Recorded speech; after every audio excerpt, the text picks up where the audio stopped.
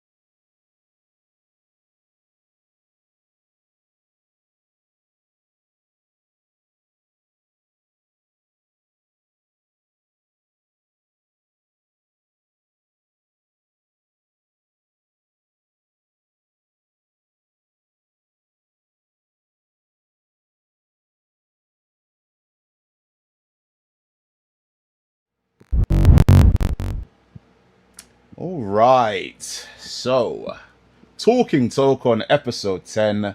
We've actually made it for the 10th time. I'm personally celebrating. Like I keep saying to these guys, each time this thing even keeps going live and doesn't become a failed podcast is a blessing. So here we are. We're actually making it done. Making it done. Oh, there you go. We've already tripped at the friggin'. Making it done means we've already tripped at the first hurdle. This is insane work. But that aside, it's not even about whether or not I can trip over my words. What is important is who we have with us, because this is a very, very, very special episode. Because not only do you have myself, C4, and Earthbender Charlie, the regular guests. I'm not going to hype them up too much because, as C4 says, hyping them up is too cringe, so I'm not going to make it too cringe. We are also here with two very special guests. So, guest number one. Listen, he's been writing these scrolls, right? If you ain't seen the scrolls, then that means you ain't been playing Guilty Gear or any game worth playing, frankly, right? Champion of Texas Showdown. Champion in general with Guilty Gear. Top 48 as well in Evo. I'll also mention that. But right now, he's going full steam ahead on Marvel Tokon Fighting Souls. And if you ain't here to listen to what he has to say, then you ain't trying to hear tech. Kenzo, what's going on? Chilling, man. Chilling. Glad to be here. You know, ever since talking with you at Combo Breaker about doing this, I was stoked. You already know. I was like, frame one, day one, just say it. I'm here. It don't matter. Absolutely. And hi, how y'all doing? I'm here. It don't matter. Sick. All right. And that is not the only special guest. Listen, this is a person who needs no introduction. If you have been looking at East Coast Marvel vs. Capcom 3 since 2011, you have seen one of the best zeros in the business. They don't call him Netflix for no reason, right? That is the Zero Supreme. The single player gamer. You already know what this is, right? If he touches that controller and you touch that controller and he touches you, put that controller down and wait for the next one. Just go get a drink, all right? That is Flux himself. Flux, what is going on? What's up, brother? Man, I'm just so glad to be here and talk about Tokon. I am looking forward to this game so much. It was like super sick to hook up with you at Evo and get this all planned out. I'm glad we got the the scheduling worked out for it. This game is just kind of doing everything for me right now with fighting games, and I'm really looking forward to just yapping about Tokon for a few hours. Absolutely. And yap, we will, because we have got a chunk of topics to get through, because we have had the open beta happen a week ago, and in that open beta, of course, as the name says, open to all, right? The people finally got their hands on it, and now everyone has got a lot to say, and so there is a lot to go through. We have got a whole bunch of things that we will agree on, disagree on, and that is part of the process, because that is actually the joy of all of it, is really hashing it out. So we are going to start with one of the big things that isn't necessarily what you'd expect us to start with, and that is control schemes, right? So, as you might have actually heard from a lot of people, and I'm sure as you've seen for yourself as you played the game, you probably picked this game up and you said to yourself, okay, there's a lot of buttons here. Light, medium, heavy, simple as, right? assist, simple. Tag, simple. Then you start getting into other things, right? And you're like, oh, unique. Where should that go, right? We've all had that. We've all gone through that. And actually, this short segment is going to go through our different control schemes and show you guys what we're working with. Because as I've seen and heard with everybody, I mean, I heard Justin describe his layout on stream, and I was like, "What the hell is that stream? That layout? Like, it's just, ugh. Like, do you know what I mean? Like, but I say that to everybody. That's no disrespect to the champ there, bruv. Like, he knows what he's doing and what works for him, and we're about to show what works for all of us. So, I'm gonna switch over real quick, and we're gonna go through a bunch of these. And we're gonna just explain what our a bunch of these thought process is, and we're gonna just explain what our a bunch of these thought process. Let's first start. We're gonna just explain what our a bunch of these process. Let's first start. We're gonna just explain what our a bunch of these. Let's first start. We're gonna just explain what was your process of the layout. Let's makes it easier. What was your process of the layout? Let's makes it easier. What was your process of the layout? So first and foremost, What was your process of the layout? First and foremost, and with Elton on 2026, first and foremost, and with Elton on 2026, I feel like this is a match for first in my hand with Elton on 2026, I feel like this is a match for first in my hand with Elton on 2026, I feel like this is a match for first in my hand with Elton on 2026, I feel like this is a match for first in my hand with Elton on 2026, I feel like this is a match for first in my hand with Elton on 2026, I feel like this is a match for first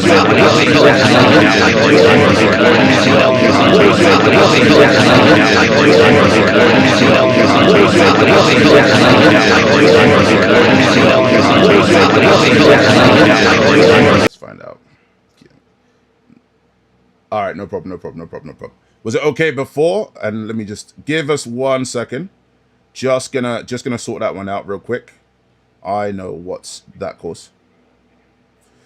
Yeah, it could definitely be that. So let me just sort that out as well. So I'm gonna just real quick. I know exactly what I'll go for. Stuck in Genjutsu. How's the? Oh, all right. Please tell me if it is now ended. If the Genjutsu is ended, or if the Genjutsu is continued. If the Genjutsu is continued, please tell me, and I will get that sorted. Let me just sort this out. Nah. It was B. It was definitely B. Yeah, exactly. Okay, so give me 1 second. Let's just sort that out right now. So that's better now, yeah? All right, good news. So I'm gonna go this. I'm gonna take that there, and then I'm gonna also go back to this. Put that there. Okay, Kensu, please say something now, and then I'm gonna wait for them to just confirm that you're all good, and then we'll just get you going again. Go for it.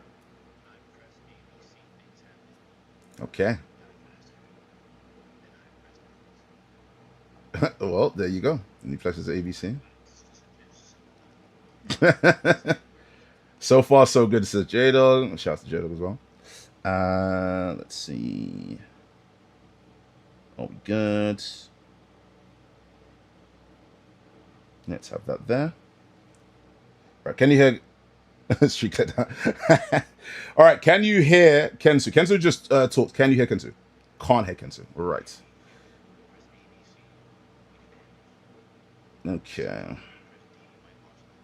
Okay. When you press T, it might launch. All right, let's try. Can't be heard. Okay, no problem. So let's try it like this. Okay, I know what to do right this. I know what to do in this situation. Right, technical difficulties as always, but I am sorting it out live. Oh, I see which one it is. Okay. All right. Let's go here. All right, Kensu, please, once more. Kensu, please. I'm Once talking. More. Right. I'm talking. I'm here. Kensu, please. I'm Talking talking. Right. I'm talking. I'm here. Kensu, please. I'm Yeah, that talking. was because before you were like muted. talking. So, I'm here. is it a genjutsu now? I'm Yeah, that was talking. because before you were like I'm muted. talking. So, I'm here. is it a genjutsu now? I'm Yeah, that was talking. because before you were like muted. talking. I'm here. Is it a genjutsu now? I'm Yeah, that was talking. because before you were like talking. I'm here. Is it a genjutsu now? I'm Yeah, that was talking. because before you were like talking. I'm here. Is it a genjutsu now? I'm Yeah, that was talking. because before you were like I'm here. Is it a genjutsu now? I'm Yeah, that was talking. because before you were like Is it a genjutsu now? Yeah, that was because before you were like Is it a genjutsu now? Yeah, that was a genjutsu now. Yeah, that was a genjutsu now. Well, it's genjutsu back, yeah? Alright, cool. No problem. Okay. Here's what we'll do then. Alright, give me another 20 seconds and then we should be all sorted. That needs to go.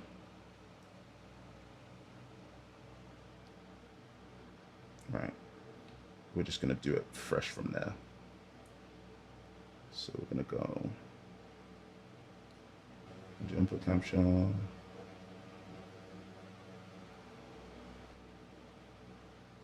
Bro, the amount of time I sat there prepping and this thing is actually like the amount of time I sat there prepping. Hilarious. Listen, work is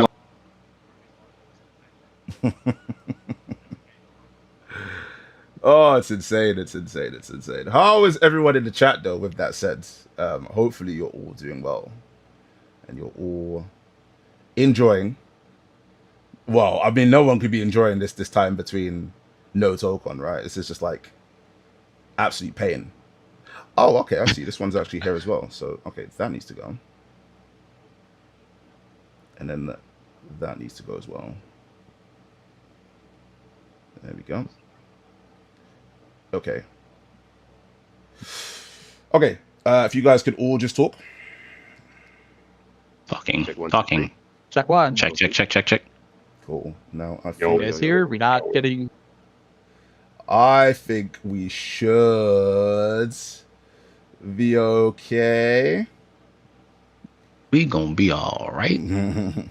Oh, tells Mr. E says we're good now. All right, say something one more time because I clicked a bunch of things. Shout out to Tells and Mr. E, by the way. Okay, go for it. Check. Okay. Hello? Please no more genjutsus.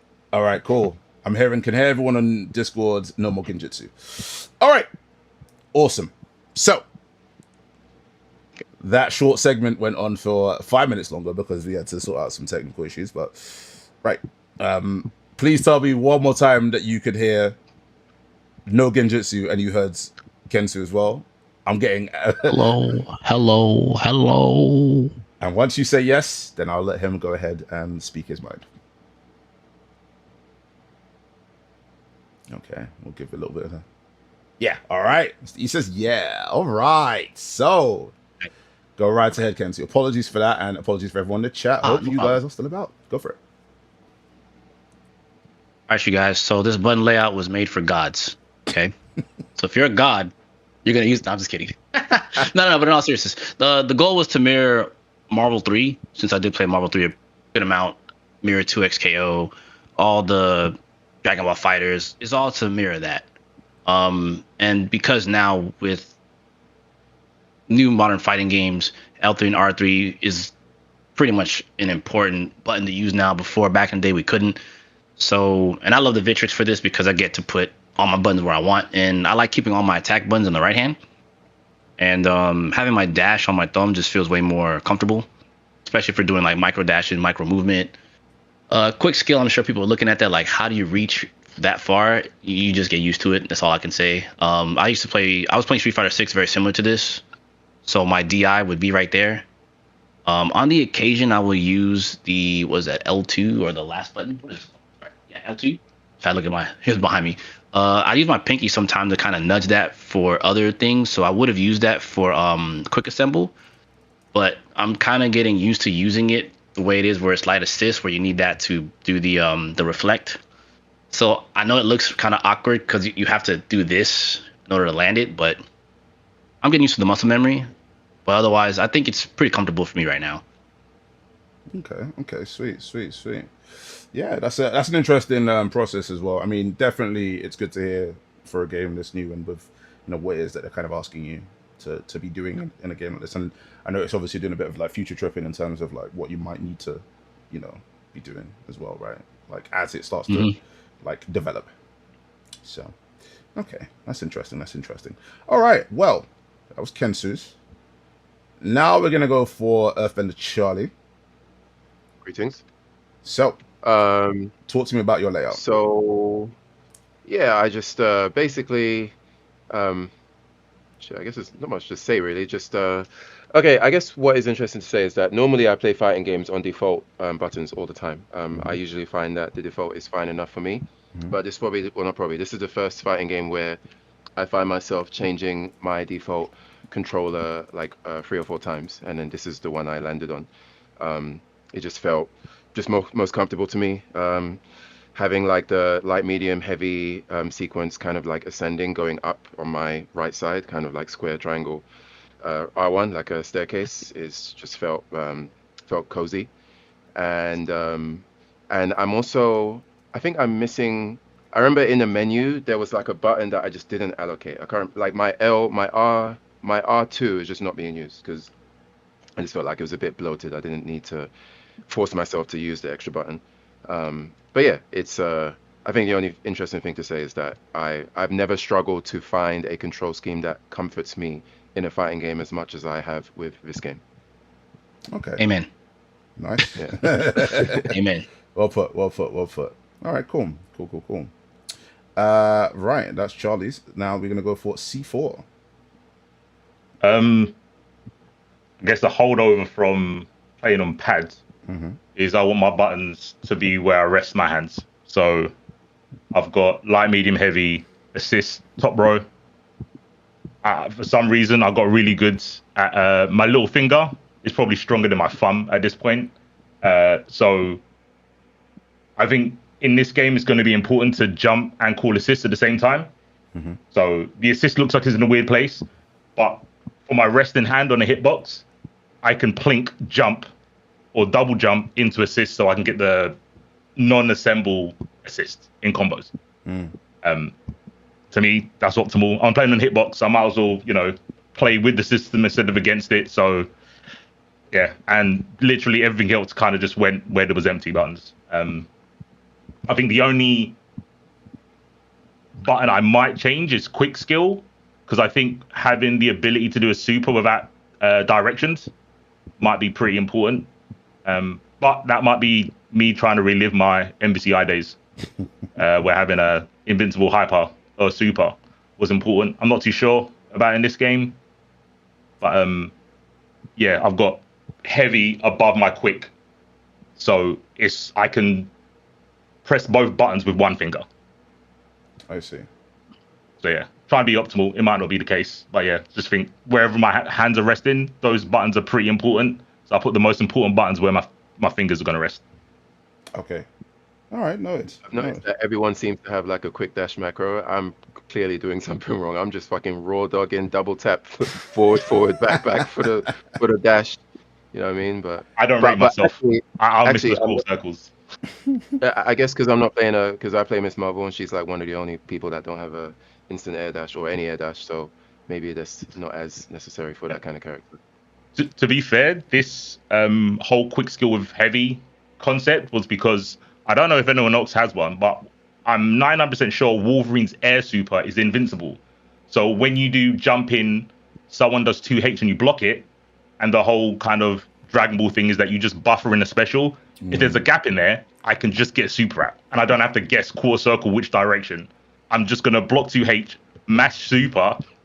If they don't true block string me, you get hit. If they true block string me, no harm, no foul.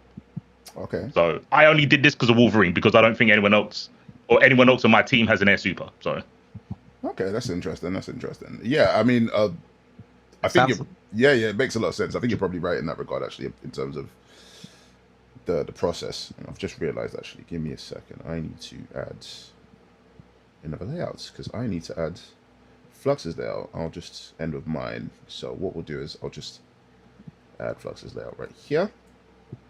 There we go. It's looking quick and dirty, but it's fine. We're gonna make it work. That's right there. and then we're going to just take off C4s. Right, so now we're going to have Flux's layout. So talk to me about your layout. So I love that you've got like the hold this stick note and hat on there. That's very appropriate because it's only got 8 buttons. And my stick only has 8 buttons, so I have to make a choice. I don't know how we got to this point where we now have a 9-button game. Complete insanity, but you're here.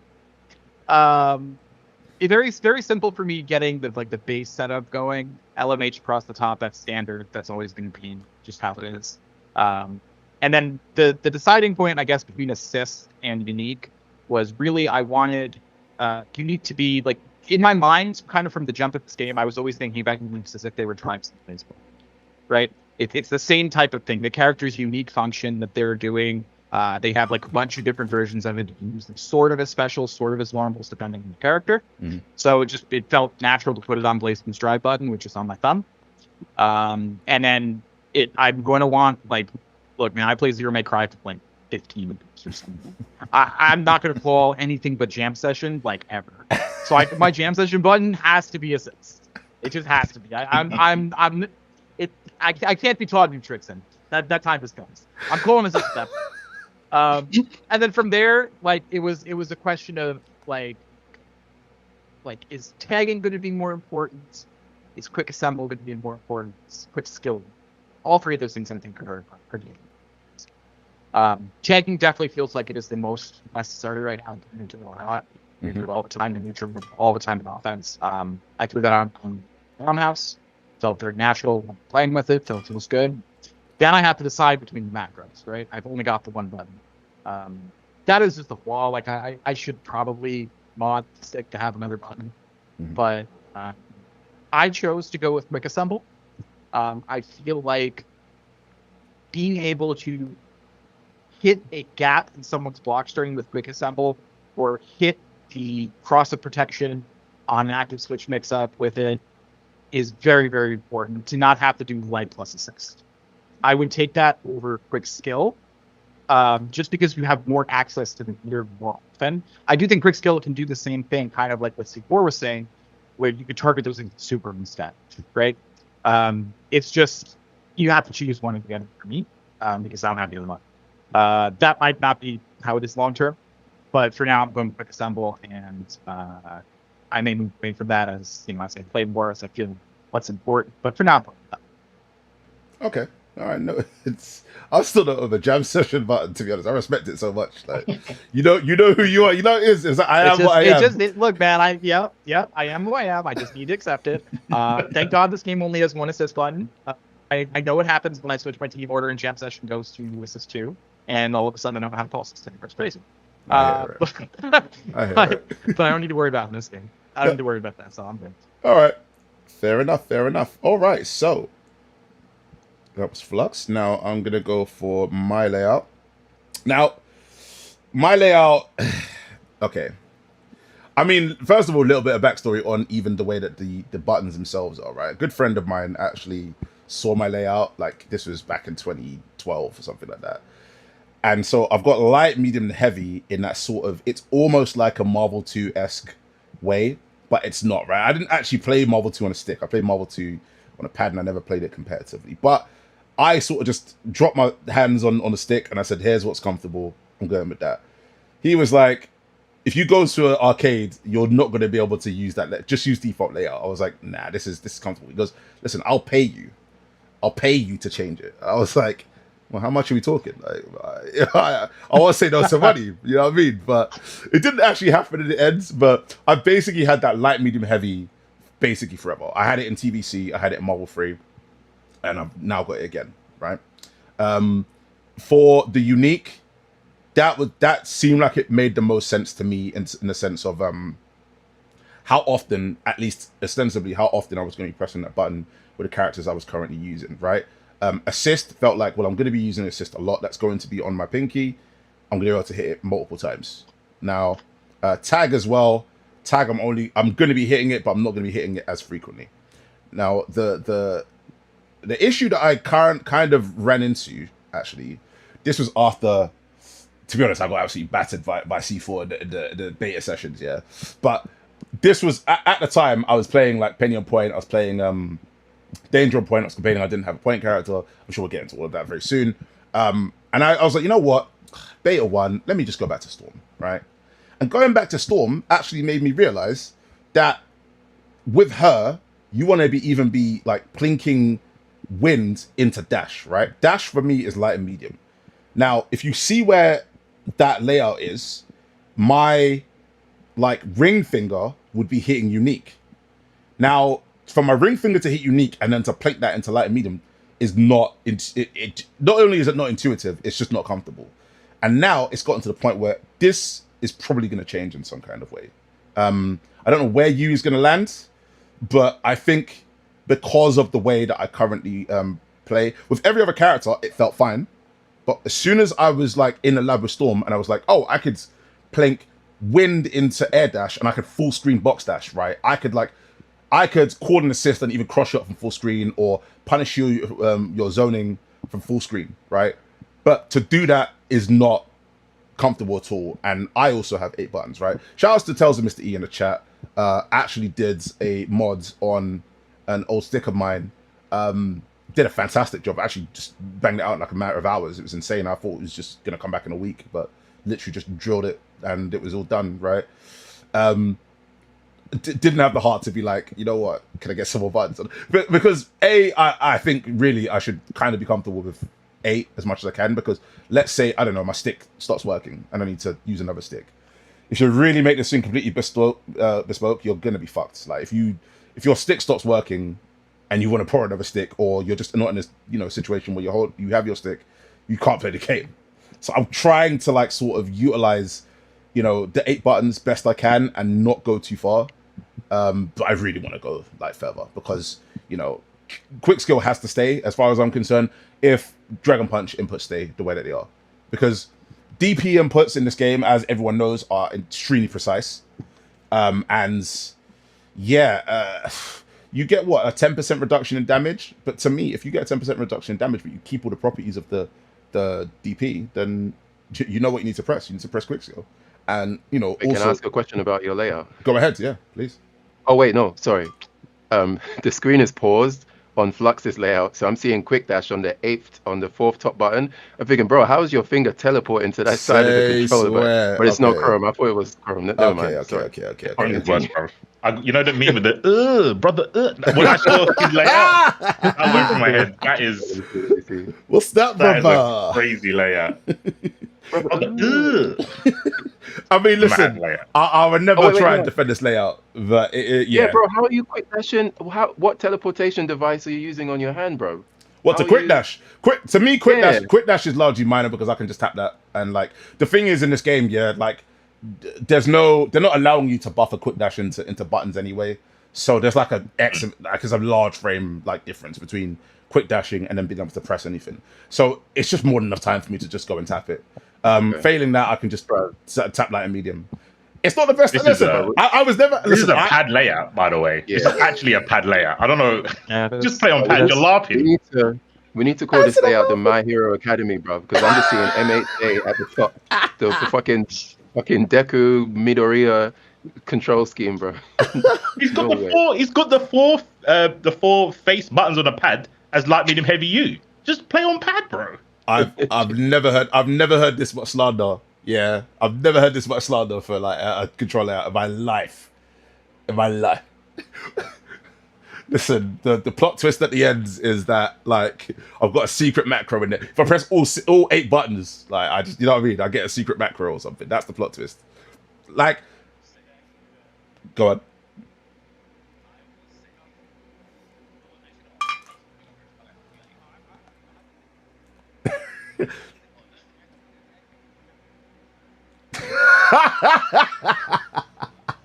All right, no, that was good. That was good. That was very topical as well. We've been talking Nolan like all night, so that was good. I like that one.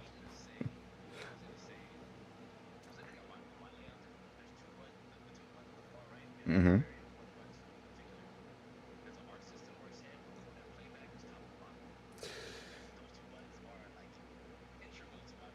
Yeah.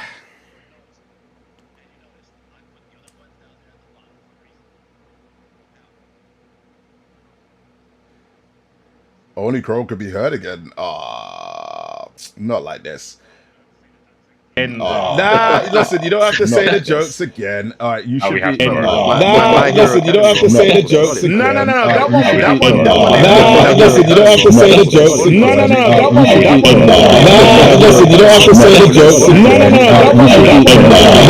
Listen, you don't have to say the jokes. No. Listen, you don't have to say the jokes. Listen, you don't have to say the jokes. Listen, you don't have to say the jokes. Listen, you don't have to say the jokes. All right. Okay. So right now you're just hearing me. That's fine, right? But I am gonna just make some quick changes here. So right now the Genjutsu should have stopped, right? Has it stopped? Let's see what we have there. Actual ear rape. Is the Genjutsu stopped? Yeah, it stopped. Okay, good. So here's what we'll do. Oh my god. Okay. Oh, about me? Oh, okay. All right. Okay. I was about to tell the chat that slander is buffering, but apparently it's not buffering. That's actually a good thing. So that's interesting. Okay. All right. So, okay. We're gonna go application loading capture here, and then we're gonna go Discord, and then now please anybody say anything, and we'll see if the air rape has continued. Somebody say something. Check. Check 1, 2, 3. Yeah, what's up? Hello. Yo. So what's creative layout on the audio? Get out of here, bro. People slandering in the chat, bro. Destroyed that GIF. Hold on, I need a burner account. Can you hear everybody as well? Because we're not going to switch back to that now, because that's done. Yeah, it's done. I tried. Listen, word to Natty B UK, a good friend of mine. I tried something new and it didn't work. Lesson learned. Never try anything new. Right? We're going to stick to the one panel. Do nothing. We're just going to talk. Right? We're good. Okay. So apparently now everybody can hear. Crown's layout 1,000% worse than me losing my hearing. Oh, shouts to tells us to hear you with the premium slander. Like, as that meme says, that slander is so good I could die. Wow, that's fantastic. Also, some of you still in chat, thank you for sticking around and enduring the nonsense. But now we are back, so please go ahead, Kenzo. You have the floor. Okay, we're good. Okay, so I was gonna say, is that silk on the dome? Listen, I'm just saying. I'm just saying you're looking kind of fabulous right now. That's all I'm saying. Like, I respect it. Thank you very much. Like, we respect try to have different DLC fits each time.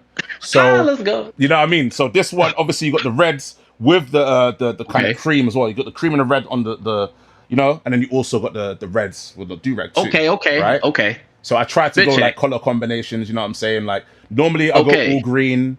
Or I go like all black or air force sensitivity, as you know.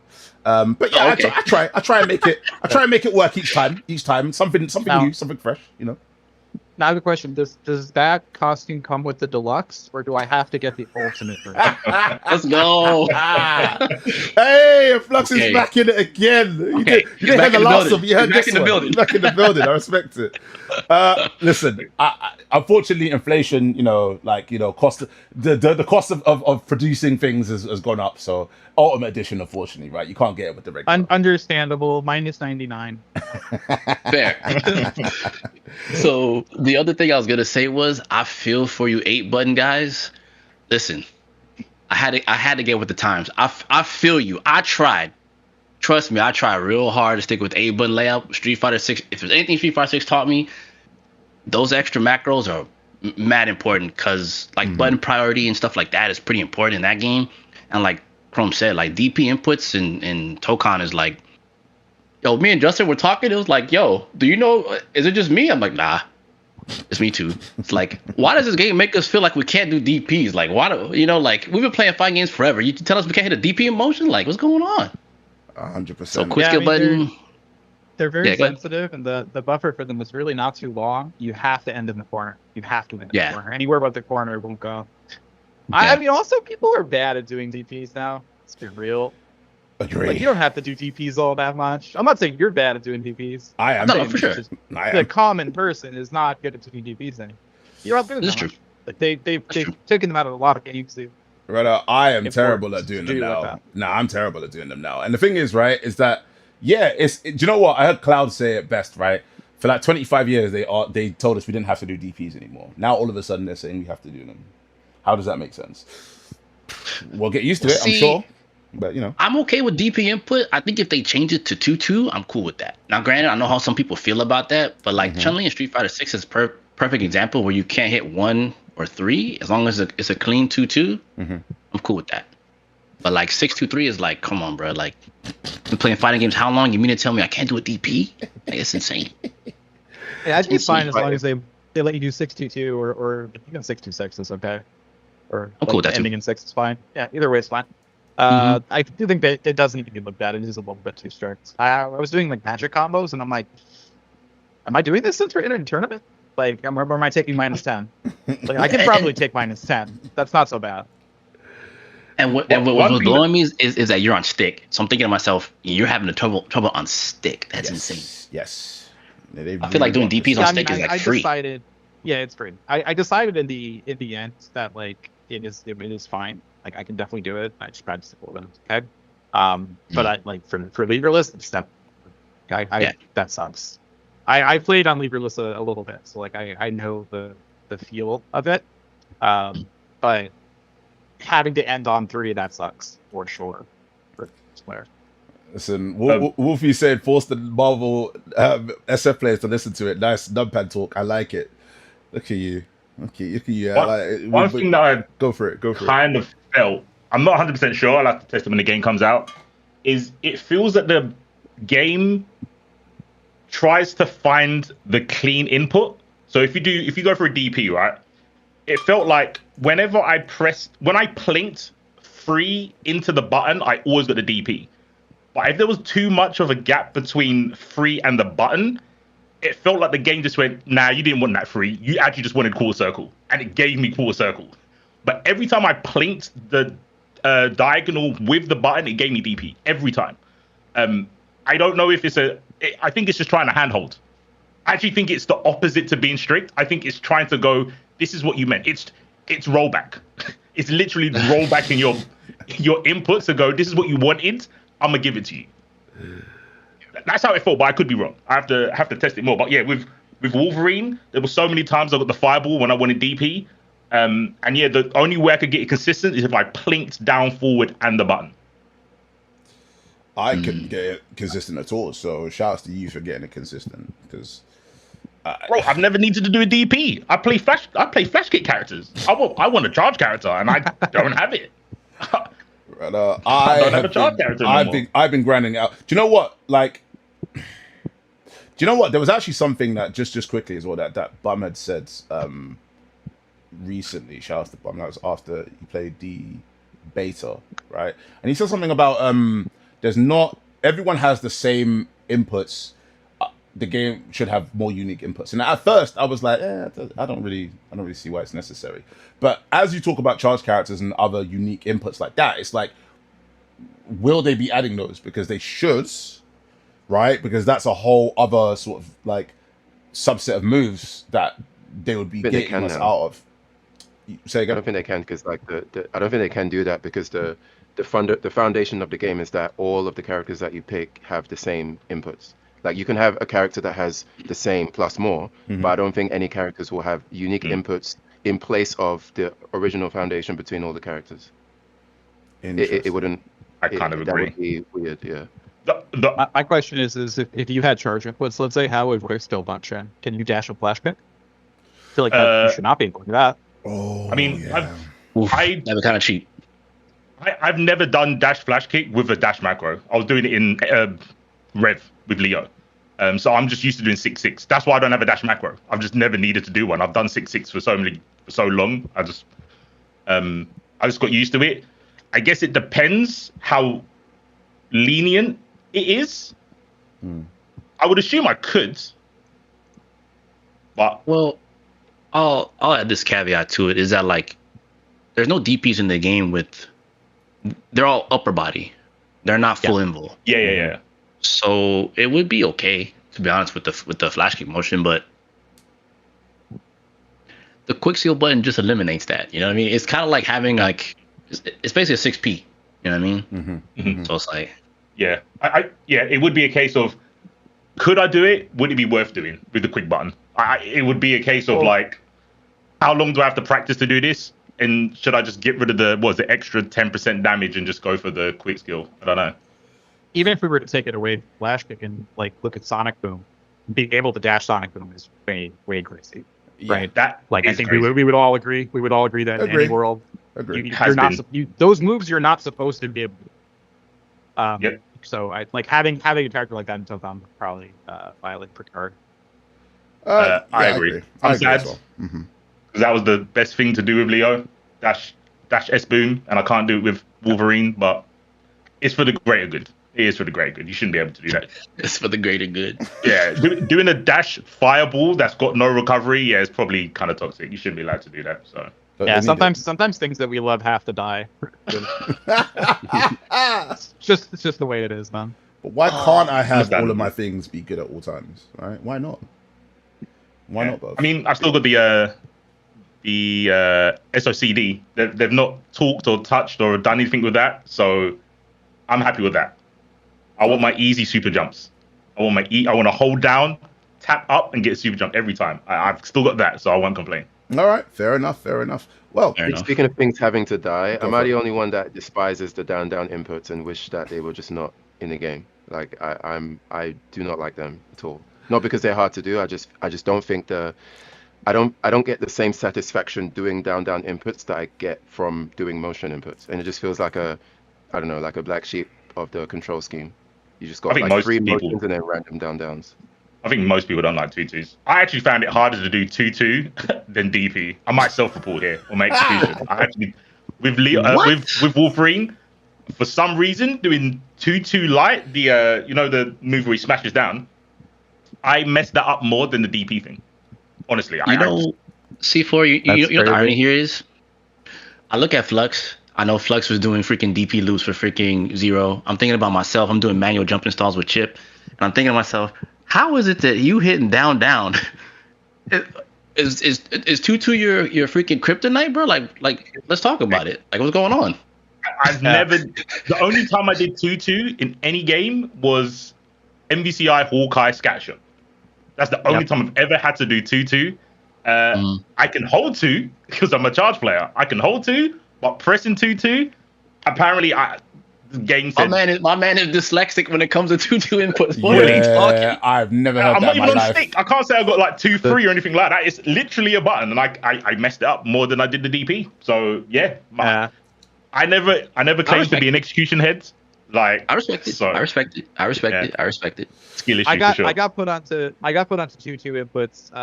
The first version of BlazBlue I played like very, very heavily. I played New 13, and her combo routes in that version, she would do 2-2A after she was a mode switch character, and 2-2A was her mode switch.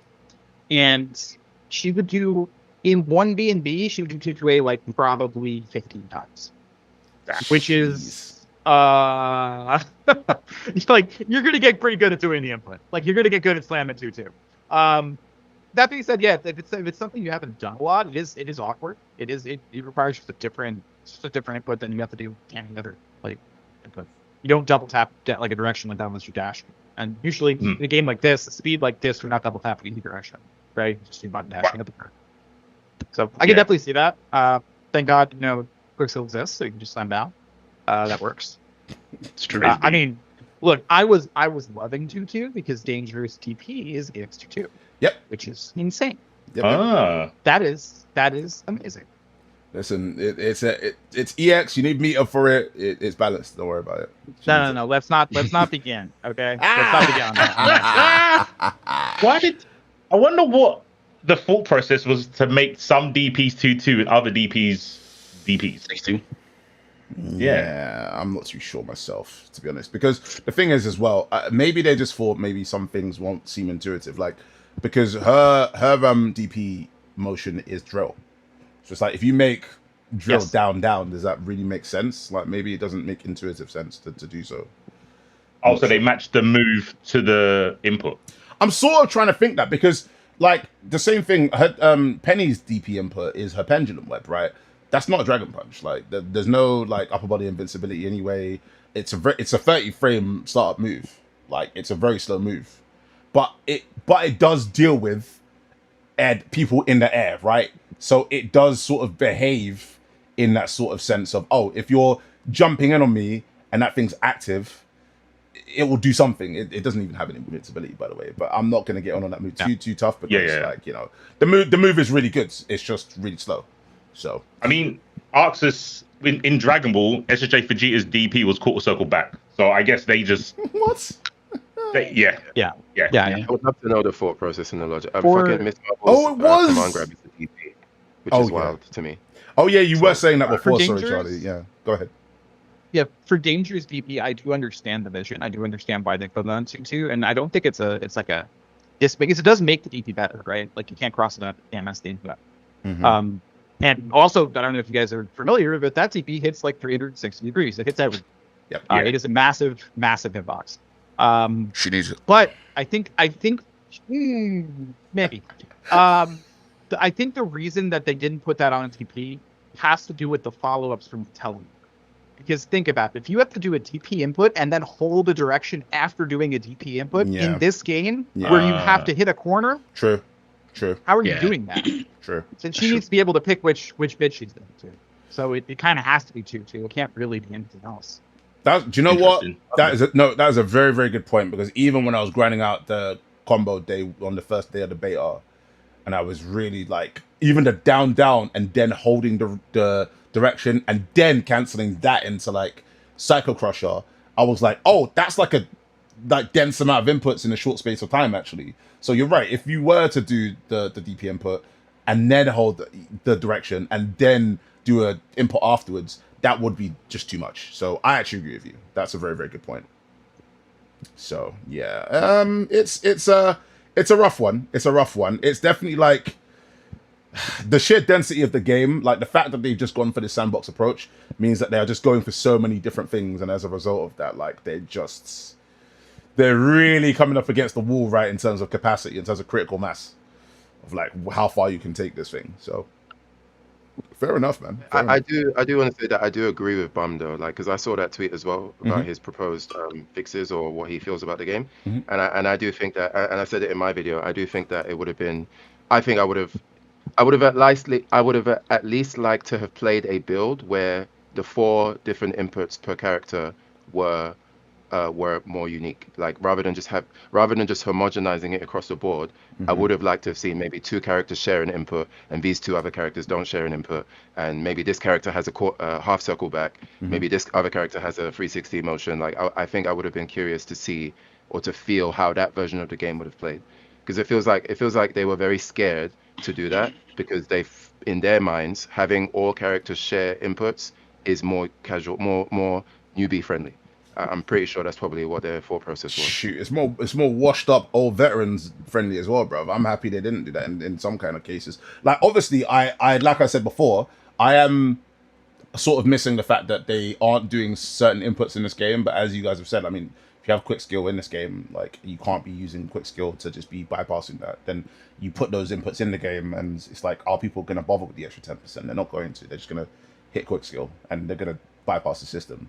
But I don't know, man. I think I'm okay with it as it is right now. I think the sheer density of things that you could be doing in a short space of time in this game means that, like, while the unique inputs would be missed, it's like if you do start layering those things on top of each other, it's going to be too much, even for, like, you know, throwing 360s in there, like while you're doing air dashes, while you're calling different assists as well.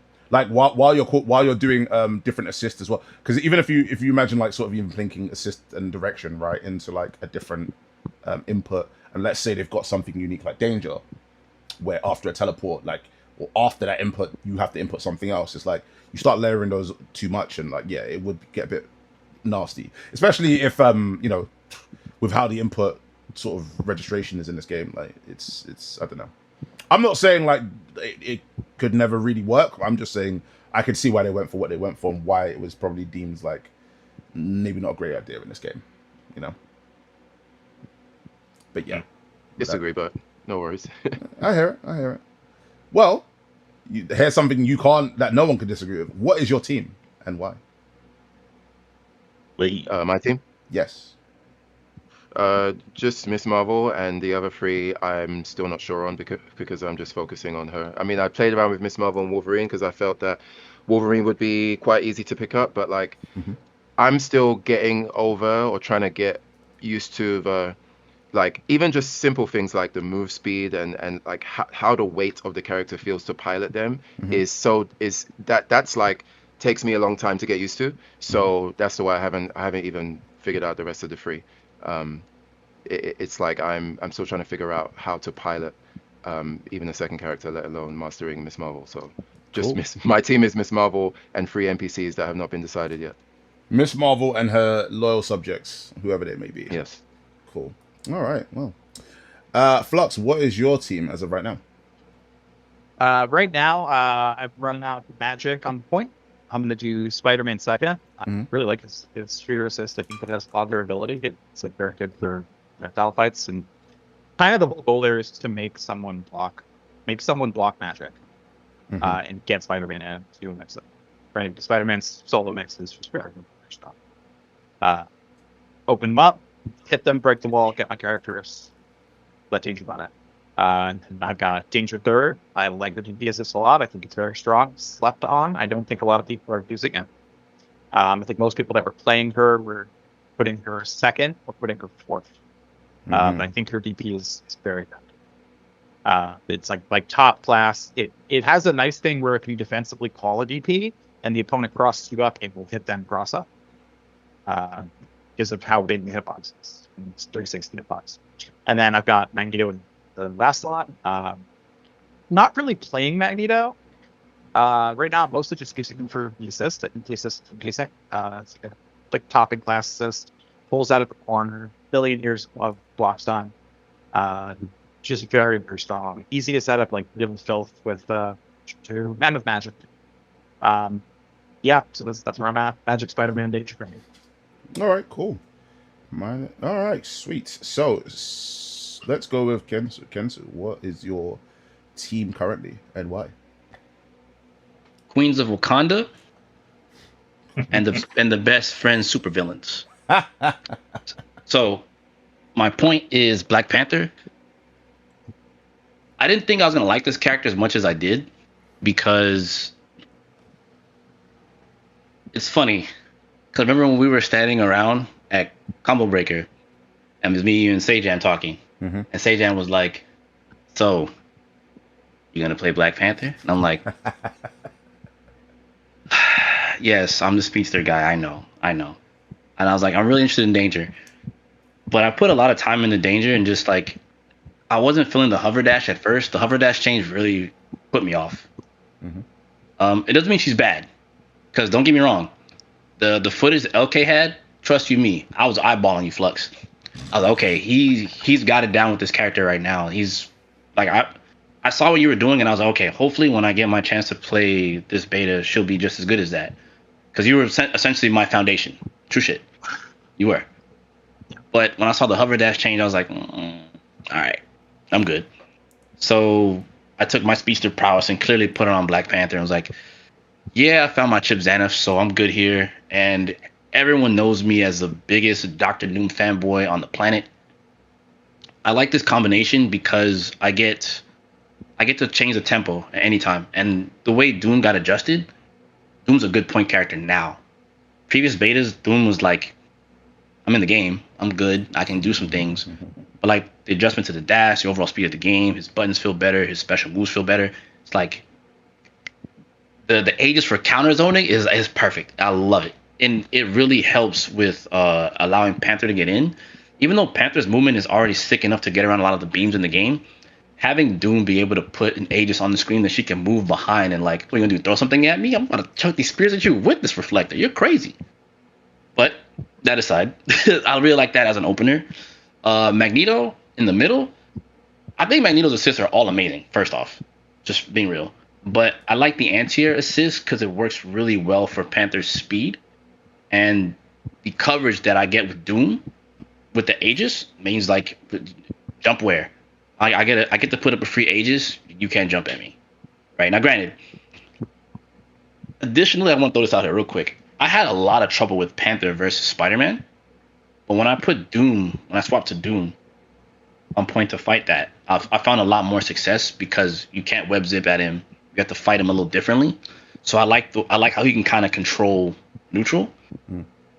Now, Storm in the back, Storm's assist is very similar to Magneto's shrapnel spike, like how Flux said. I agree. There's a lot of blocks done and amazing assist. But Storm's is just as good. It doesn't have the crazier blocks done, but it works really well for how Panther works. More so, I think Magneto has a better like vacuum effect. Storm's is a lot more slower, so it allows you to play a few more tricks with Panther. It also works really well with Doom's dash because the block stun isn't as crazy as Magnus. Doom has a Slayer type dash, so he can dash behind you, dash in front of you again. So you can do a little bit more mix up there. And I can see myself playing all 4 characters right now. I spent the most time on Panther and Doom. My Magneto's not all there, but like he feels really comfortable. Storm feels really nice to swap in and out with Panther because I think Panther's like last assist is pretty good too, and it's the same if you swap with Magneto. So I feel like I have a pretty good team that's very interchangeable right now. I don't know if I'm gonna switch it because it's very comfortable. But the last character that I had in contention was Magic because I thought her assist was a bit better than Storm's in the last slot because you do get like this crazy pillar of just like foolishness. I was like, I realized I don't need to value that nearly as much as like what Storm offers in terms of the utility of pulling the opponent in a different direction.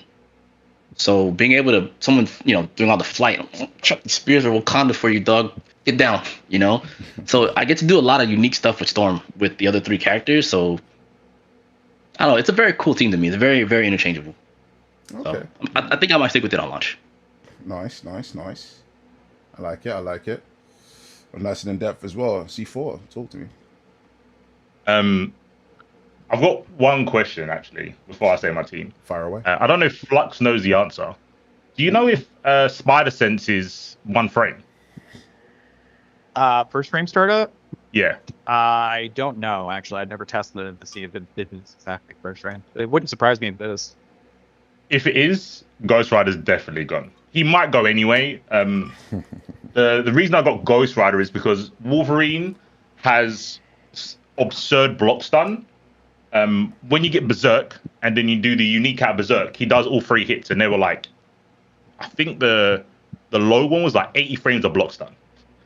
And then I thought, oh, you know what? I'll just pick Ghost Rider and do instant overhead. It'll hit everyone for the first 2 weeks. That'll be cool. And I know people talk about neutral skip, but I was thinking if Spider-Man Spider Sense is frame 1, or comes out in the first frame, that would actually be a neutral skip.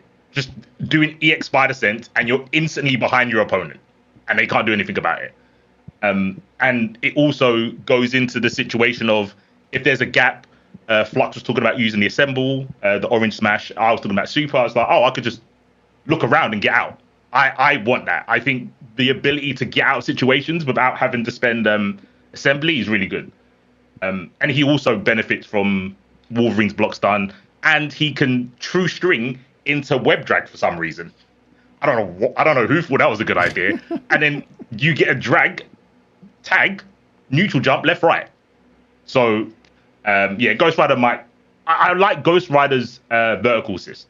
His shooter assist. I really like it. It's a physical, basically full screen, and it hits above you as well as behind you. But it might go for Spider-Man.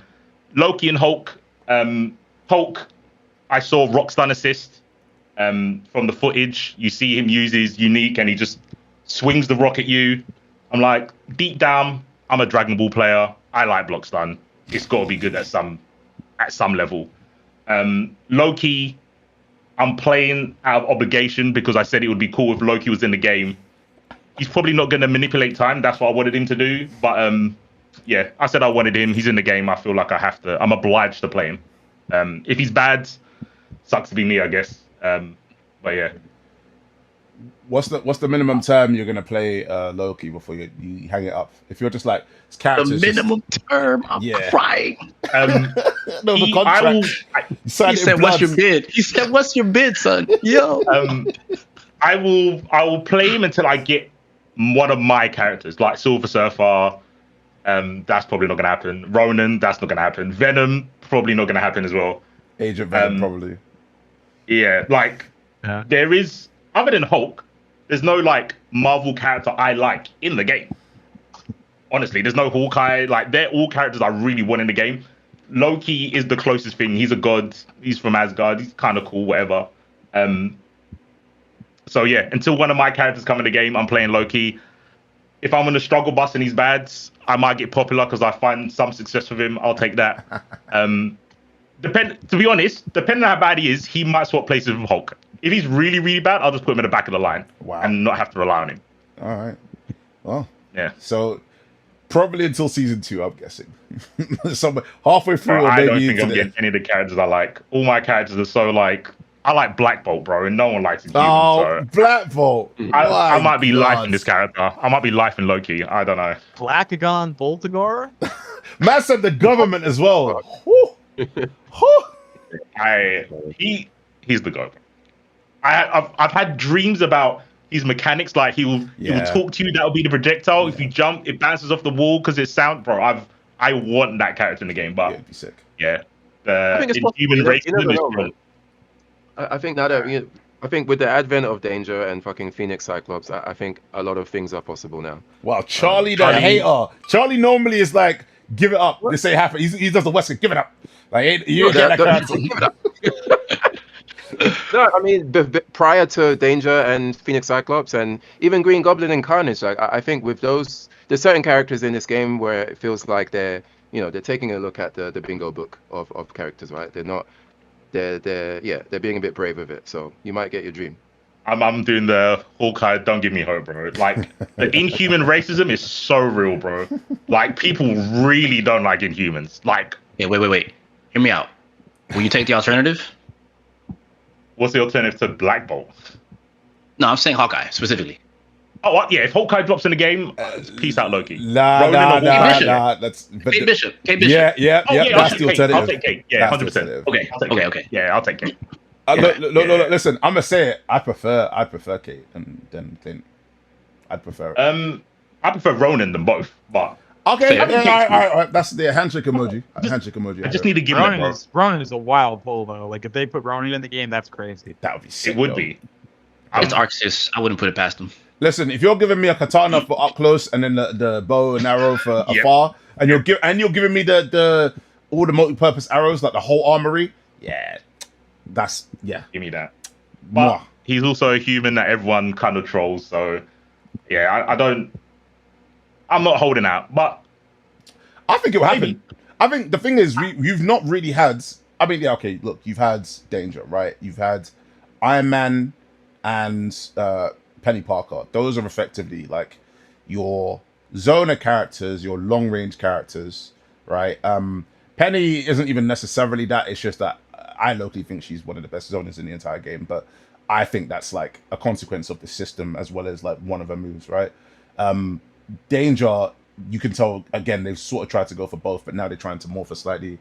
Iron Man's got some saucy shit up close, but he could also be doing full screen Unibeam into Unibeam Max. I think that Hawkeye would be that kind of character. It's like you're peppering from afar, you're doing backflips, you're jumping off the wall. The way they use the wall in this game as well with the wall cling, and it's kind of too tantalizing. It's kind of like with Nico Minoru. Like I have like mind stoned myself into convincing myself that Nico Minoru is definitely coming, right? And reality stoning the depths into like being like, yes, bring that character. Because I think certain movesets just feel a bit too like Arxis. And I feel like if you give Arxis a character like, a Hawkeye, depending on which one they go for, I think it's going to be too interesting. I think they go for it. I think so. I want it. Maybe I squinted too hard, but when I saw Rocket Step with Star-Lord, I was like, yeah, there's a little bit of Clint in him. There's a little bit Clint. He's got element gun, which is different arrows. And then they nerfed him, and I was just like, well, they didn't nerf him, they normalized him, whatever you want to say. But now, assist-wise, I think he's got the worst assist in the game. And I was like, I'm not trying to struggle bus today. I'm just not. There might be some hope for you. There might be some hope for you because, like you said, Arxis does. They do cook when they made some of these characters. And for Hawkeye, they definitely could. But one of the other things with this game is that it is really like the Arxis War Crimes greatest hits, right? So like there is a character in Persona called Kari, who is an archer. Yeah. And like all of her normals are arrows, and she in the last version of Persona is a very, very nasty character. She just set plays and kills you from like everything. Dirty ricochet arrows into balloons and stuff. Disgusting. You're talking my language. You're talking my language. So there might be some hope. You know, there might be some hope. It could be a little. You know what? That would make sense, and it probably would be Kate Bishop doing the madness, all the trick shots. So yeah. That's what I'm saying. Yeah. I would be all over it. You know what? You have given me hope. I believe. So yeah, low key until Kate Bishop drops. There you go. Yeah, I like it. Kate Bishop waiting room. Let's do it. Come on. Listen, I like it. It's kind of like the weapons to surpass Metal Gear. Do you know what I'm saying? Who's more crazy than Ryoto Nitsuma, right? It's Pachi, Hyper Pachi himself, right? But like, yeah, crazy. Make it happen, right? Throw it against the dartboard. It's like, yeah, that's it. Let's put this broken. I'm surprised they didn't put like a ugly monster character in the game, or like a critter. There's no like Rocket Raccoon, no man thing. There's no yet. Yeah, I'm surprised they haven't done that. But you know, DLC. I hear it with the DLC. DLC. Think Carnage might qualify. I feel like Carnage might qualify as right? like an animal. Oh, do you think? Yeah. Definitely kind of like an animal. Yeah. Yeah, because the thing is as well with the DLC really has to be heavy hitters. I think it's really shrunk the pool of like who you can expect in the game. Like on launch, it's like, okay, you put Danger in there because they're like, who wasted slot, blah blah blah. Then she does the smile thing, and everyone's like, oh my god, it's the greatest character ever, right? That you could get away with. But if you just did that season 1 DLC, imagine the second character they showed after Phoenix Cyclops was Danger. They'll be like, where is insert character here? Where is like friggin' Gambit? Where's Rogue? Where's it's Psylocke? Actually even worse. It's even worse because it's another X-Men character. After the first DLC is an X-Men character, and it's one that people are just like, who the hell is this character? We have no idea. Agree. Yeah, you can't do it. She is so obscure that she needed to be part of the launch because you can't have that character. I agree. Yeah. You can't have that character. It's out here. So, I'd say heavy hitters. I mean, that kind of makes Nico, sadly, even kind of less likely, but I think they'll probably be like, oh, let's just hard carry with the moveset. I'm still going to cope, all right? Copium is being huffed non-stop over here. I've got a little, you know what I mean? Little aerosol copium machine here, and this hopefully going to work. But yeah, either way. So, I mean, look, I'll round off with my team. Basically, here I am right now with Storm on point, Penny second, Danger third, and it's either Ghost Rider fourth or it's Storm, Ghost Rider, Danger, and Penny. And basically, I hadn't been sitting here for many weeks saying, I don't have a point character, crying about it nonstop, right? A lot of people had said, well, Danger's your point character, right? And I had sort of given some reasons as to why I disagreed with that. That doesn't mean that she can't be used on point, but there are some things that maybe I'd be less comfortable with her as of round 1 point. I kind of this is something that's gonna got a video coming out about anyway. It's like doing team composition and team building in this game, even as a video for content, is actually going to be. I think you're going to see a lot of variance between people, and it's going to be quite difficult for people to maybe wrap their heads around, right? Because I consider it to be like round 2 character point, 3 character point, 4 character point. And I think as a 2 character point, I don't think Danger is my point character. Especially in round 1. Round 1, you don't have much meter at all, right, to begin with. You gain lots of meter during combos and during like other things. When you call assist or when you tag and all these other things, right? When you use the assembly gauge, you actually do gain a decent chunk of meter, right? Which means that thing has more chance of snowballing later. And with that, you will gain access to her EX moves. She doesn't have a reversal outside 2H. until she has an EX. And because of that, that's where I'm like, I would prefer to see her as a free character point, which is why I have a third. Also for the reasons that that Flux is given, which is that she basically has, in my opinion, the best vertical assist in the game, like for multiple reasons, right? A, 360 hitbox. B, on whiff, it teleports towards the opponent. If the opponent doesn't actually attack her to make her not taggable, she can be taggable at any point after that.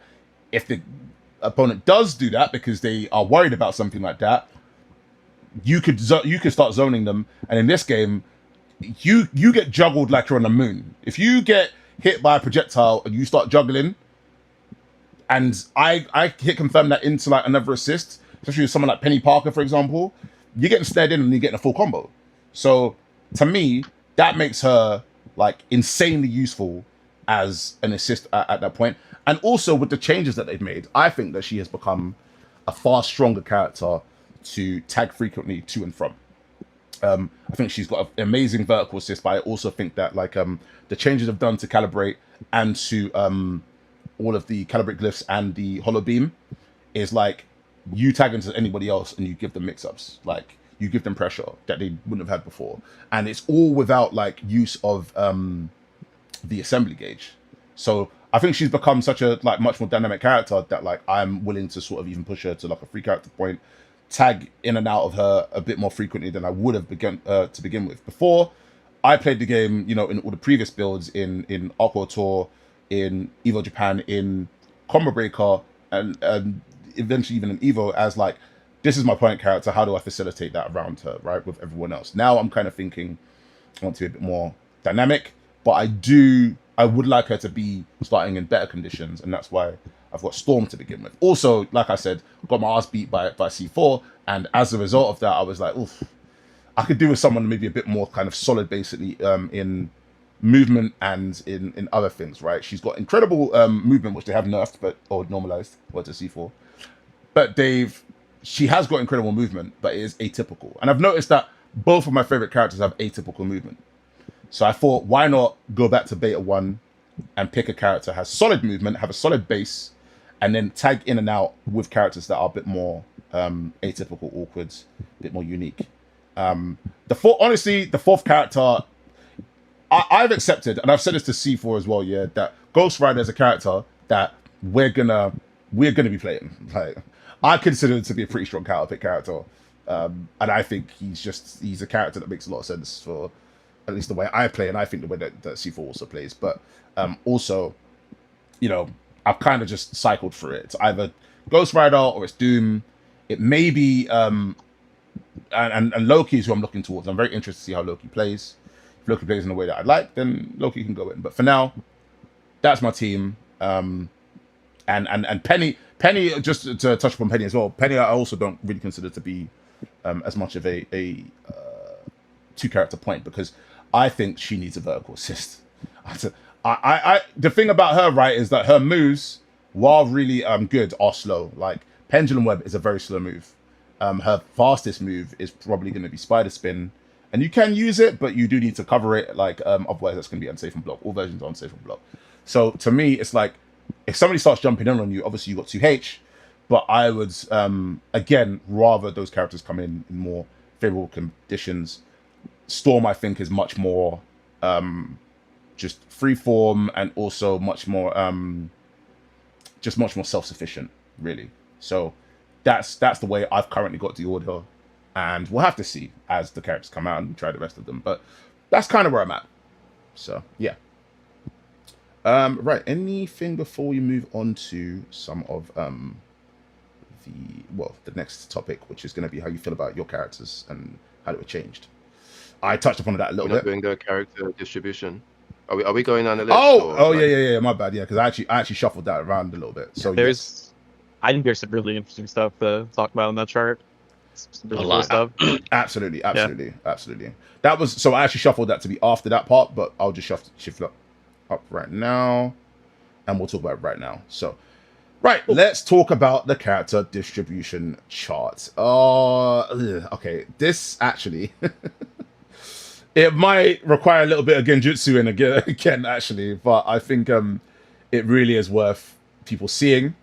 So I'm gonna just quickly shuffle over to this, and hopefully you guys aren't gonna be genjutsu. Somebody just say one thing right now, just real quick. Like, let's go for C4. One thing. Right, One thing. sweet. Two ting. Marie, shout-outs. Word to Three Amarie. ting. Right, are we genjutsu or are we good? If you guys tell me we're good, we'll proceed, and I'll make sure I'll throw everything else up there. Let's see. I'll just wait real quick. Shouts to people out there right now, by the way. Shouts to Tells Mr. E. Shouts to Rod Koo. Shouts to Twig and Tech 6. Saying my input. Let's see. You don't like it. Okay. Yep. Kenny. Oh, That says we good. All right, we're good. Great news. That's right, Itachi. Your ass is sitting this one out. So let's go on to the browser, and then we'll get up from there. So where are we? So I'm just gonna get this real quick. Okay, and we're gonna just get that up. And we're gonna get rid of my layout. And we're going to get up the metrics, and then we're going to talk about those, because yeah, they are actually very interesting, and I think some are a little bit predictable, but I think at the same time, like, there are some that are also pretty interesting. So there was a couple of them, right? So there was a Reddit one, which I'm just going to post here real quick. Give me 1 sec. In fact, what we'll first go for the top 5. So, with the top 5, we have, as of right now, let me just post it here. There we go. Right, so you have the top 5. It says, at Mobile Tokon, it says, Tokon Warriors. Here are the top 5 most played characters from the open beta. Which fighter was your favorite last weekend? And that is Magic at number 1, Spider-Man number 2, Blade number 3, Doctor Doom number 4, Wolverine at number 5. So, what are your thoughts on that? Let's first start with Kensu. Well, let's see. Well, you see, Chrome, what happens is, I'm sorry, I'm being silly. So, Magic to me is a no-brainer. Because, like, Marvel Rivals, people love Magic in that game, and I'll be the jokester here and call her kind of like Dante Function in a sense, right? Just for the memes. But she's a really good character. It's just sword waifu. Like, to me, it's like a no-brainer. Spider-Man, I'm gonna just be that guy and just straight up say it. I think that ass wipe's the best character in this game. That's just me. And it's Spider-Man. He got a new movie coming out too. Of course, he gonna get played. But he's just a super popular character. He does a lot of good things. He synergizes well with mad characters. He's very self-sufficient. That character can play by himself. Like, to me, there's nothing he can't do. So I'm not really surprised. Blade, in particular, first time in a fighting game, no-brainer. He's got a lot of utility going for him. I call him not quite Johnny, because he's got a lot of cool things. He's like a mixture of like Johnny, Yosuke, and a few other like Persona characters I can't think of at the top of my head at the moment, but he's got a really good kit. He's just a good-ass character. Doom, I mean, it's Dr. Doom. Like, moving on. It's Doom. Look, let me just keep it a stack. I'm gonna W glaze the shit out this character for a second. He's got the coldest wind pose out of any character in this game. Facts. I'm sorry. He says some real wild stuff to a lot of the cast members when he wins. He definitely be talking some shit. But it's just Doom is just a really good character in this game, so I'm not really surprised. Wolverine, again, much like Spider-Man, like, I'll be that dude. He's a scrub character. Like, anyone that's never played a fighting game wants to rush down and not think about it, you just pick him. You know, he gets it done. He's an easy mode character. Just kind of, this doesn't really surprise me, to be honest. Like, straight up, this is just kind of what I expected. I honestly expected Spider-Man to be number 1 over Magic, personally. That's what I thought. But I mean, still, still top 5. So I think the waifu appeal was just way too strong. It was just way too strong. I mean, booby jiggle. You know what I'm saying? Waifu with sword go burr, and she got cool teleport. She's got cool mix ups. She's got cool combos. I mean, Arc Sisters did a badass job with her in general. So like even I was stoked to play her myself too, but like it's one of those things where like everyone's playing Magic, y'all got it. Play something else. That's just me. I hear it. I think she definitely was going to be like a very popular pick from the start, right? She definitely was always gonna. She like her design, her lines, her theme, like everything just was correct. You know, to the point where you're just like, yeah, absolutely, this character has to get played and picked by everybody. Let me see if I can just get the other one because there actually was more than one.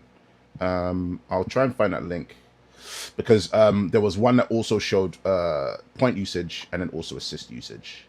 The vibranium rank one. Yes. Yeah, that's the one that I was looking at. Let me see if I can pull it up. Yeah, please. If you do, I'll just post that real quick, and then we'll just go from there because we'll also show. Just a moment. Mm-hmm. But yeah, that vibranium one, like I think that one was. I think it's pretty telling. I mean, I have a tweet link to chat. Elliot Faye. Okay, yeah. This is always fire. I love their charts. They're always fire. Yeah. All right. Let's have a look. Yeah. Give me 1 sec. I actually thought that was the one you were going to pull up originally. I thought so as well, and I couldn't find it, so I just freestyled it. I was sorry. It is very interesting to look at the one that was set up by Tokon because in that one that's just all characters, right? It doesn't matter where they are on the team. Mm-hmm. I think it really makes sense why Magic is so popular there. Like, yeah, one sword waifu, like for sure. Everyone's like, people love just playing sword characters. Of course. Of course, you love it. The buttons can't be messed with, right? But it is important to see that like she's won probably because of her assists, not because of one balance. Like there's going to be a lot of people that are going to be playing her fourth because of the pillar assist. The pillar assist. People are going to be playing her DP assist. People are going to be even her fireball assist, like very serviceable. So Flux is cooking because if you look at the assist, she's freaking number 2, bro. Let's go to assist. Yep. There she is right there. And assist is also heavily like Blade. Blade is first. Like very, very heavily. Not surprised. Yep. So I looked at all this and I'm a nerd, right? So this is what I do. And the reason my screen's been going like red and white constantly is because I have a Google Doc spreadsheet here of all the characters with their data plugged in to see what percentage of the assist versus point breakdown it is, and then to see the characters that have like the biggest gap between them, right? So like you can see like Magic is the number one character, right? Mm-hmm. And she like among point characters she's only 5th though, so she's getting a lot of that value from assist preference, like people that are playing her as an assist character. Which one are you leader saying? are we? So right now, so for this one, on the LA de Letfe, I see. Unless I'm misreading, and I might be I've got Magic. Well, on this one, we've got overall and Vibranium plus character distribution because there have been a couple of charts. Magic is first on overall, and then she's also first on leader, and then she's second on assist. So she's first overall as a leader, but percentage wise, she's not. She's actually only 5th percentage wise. Percentage wise, Black Panther is actually the most common to be a leader character, which makes sense. This follows, right? Like she's a very complete character, very good pressure character, very good mix-up character. But to me, the thing with Magic is really, and I think you're seeing why she's so common, is because I think she's the premium enabler character. Yes. She is the number one character to put the opponent into block stun, tag, and do a mix-up. She is better than anybody in the cast because all she has to do is just do 2-1-4M, and you're in block stun for like a second and a half. Yep. You're in block stun forever. Yep. Right. So it's kind of a reflection of that, and that's like one of the reasons that why I want to play her up front is because I think that's just a really solid gameplay in this game. Is just have a character that puts you into block stun, tag, and do a mix-up, and that's how you open some. Agree. Because when you're only 1v or 2v2, you can't really go like too deep into the layer mix. You don't get that many shots at somebody, right? It kind of needs to be just the one dirtiness. Mm-hmm. Yeah, I can see I that. agree with that. Yeah, I mean, it's also why, like, when I was talking before about my you know, 2 character point, 3 character point, 4 character, like, it's why danger still works, right? Because, you know, if Yeah. the stuff that you can do isn't as dynamic and isn't as oppressive, that it still means that she has chances to get out, like, you know, more so than she would have if you play it later.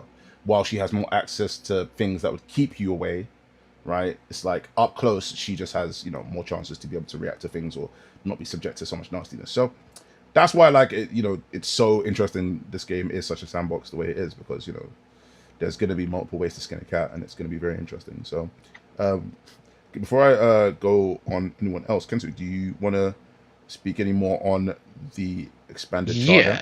Yeah. So I'll go with the leader one. I'm with Flux on that. I do agree with him on that totally, because you're opening up with her for the Switch, you know, and then even if you don't, she's still a good ass character despite that.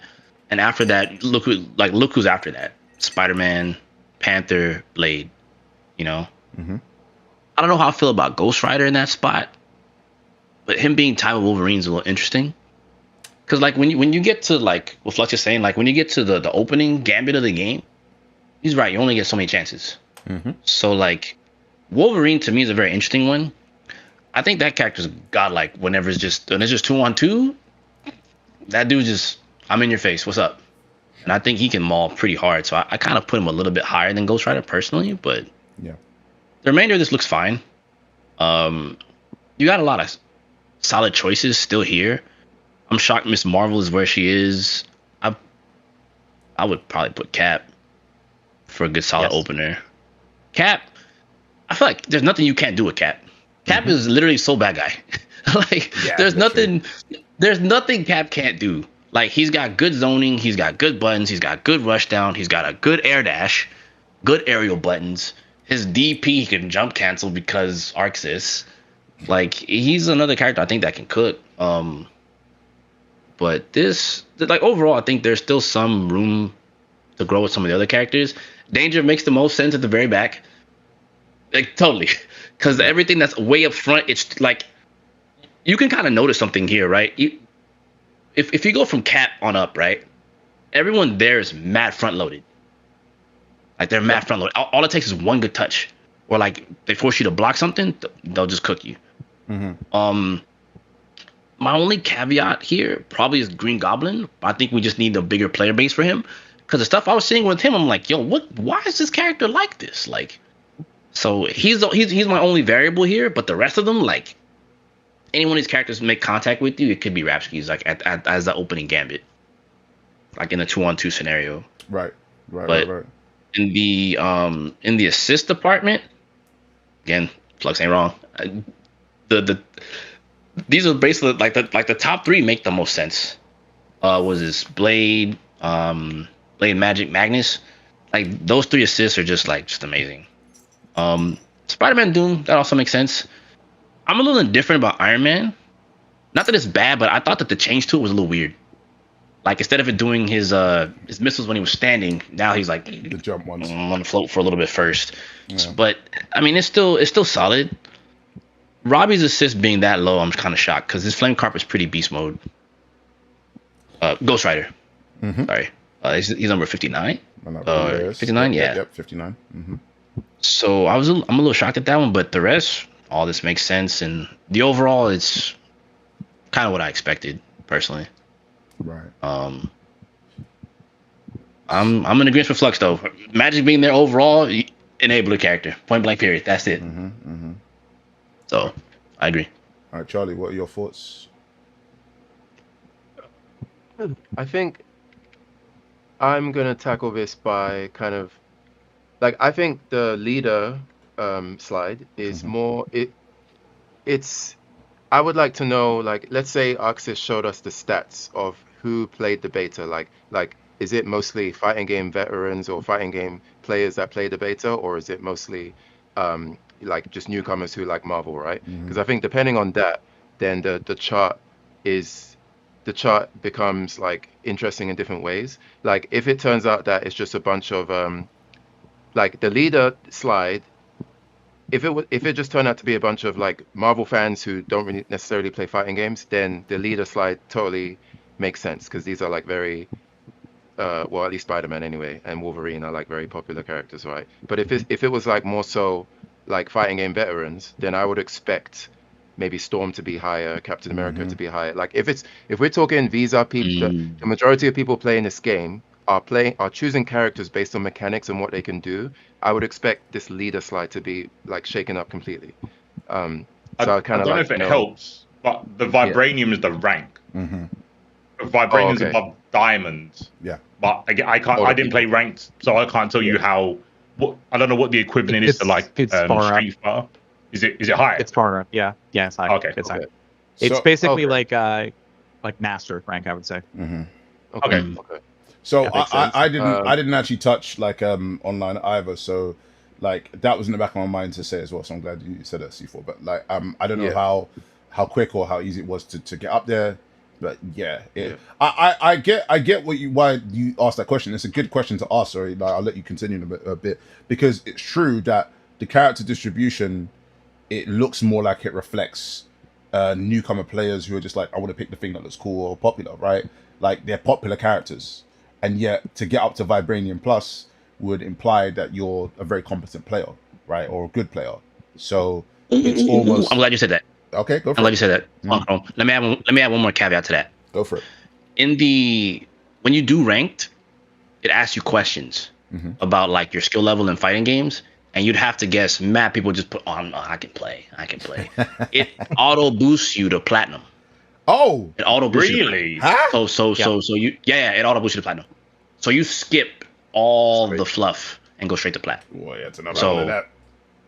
Yeah.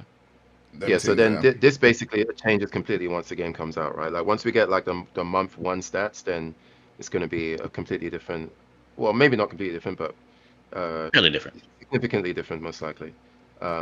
Like I don't imagine Danger's position will change much because she's probably seems to be, I don't know how hard she is to play, but she just strikes me as like the Arakune crazy put shit on the screen kind of character that maybe doesn't appeal to most people when they play these kinds of games.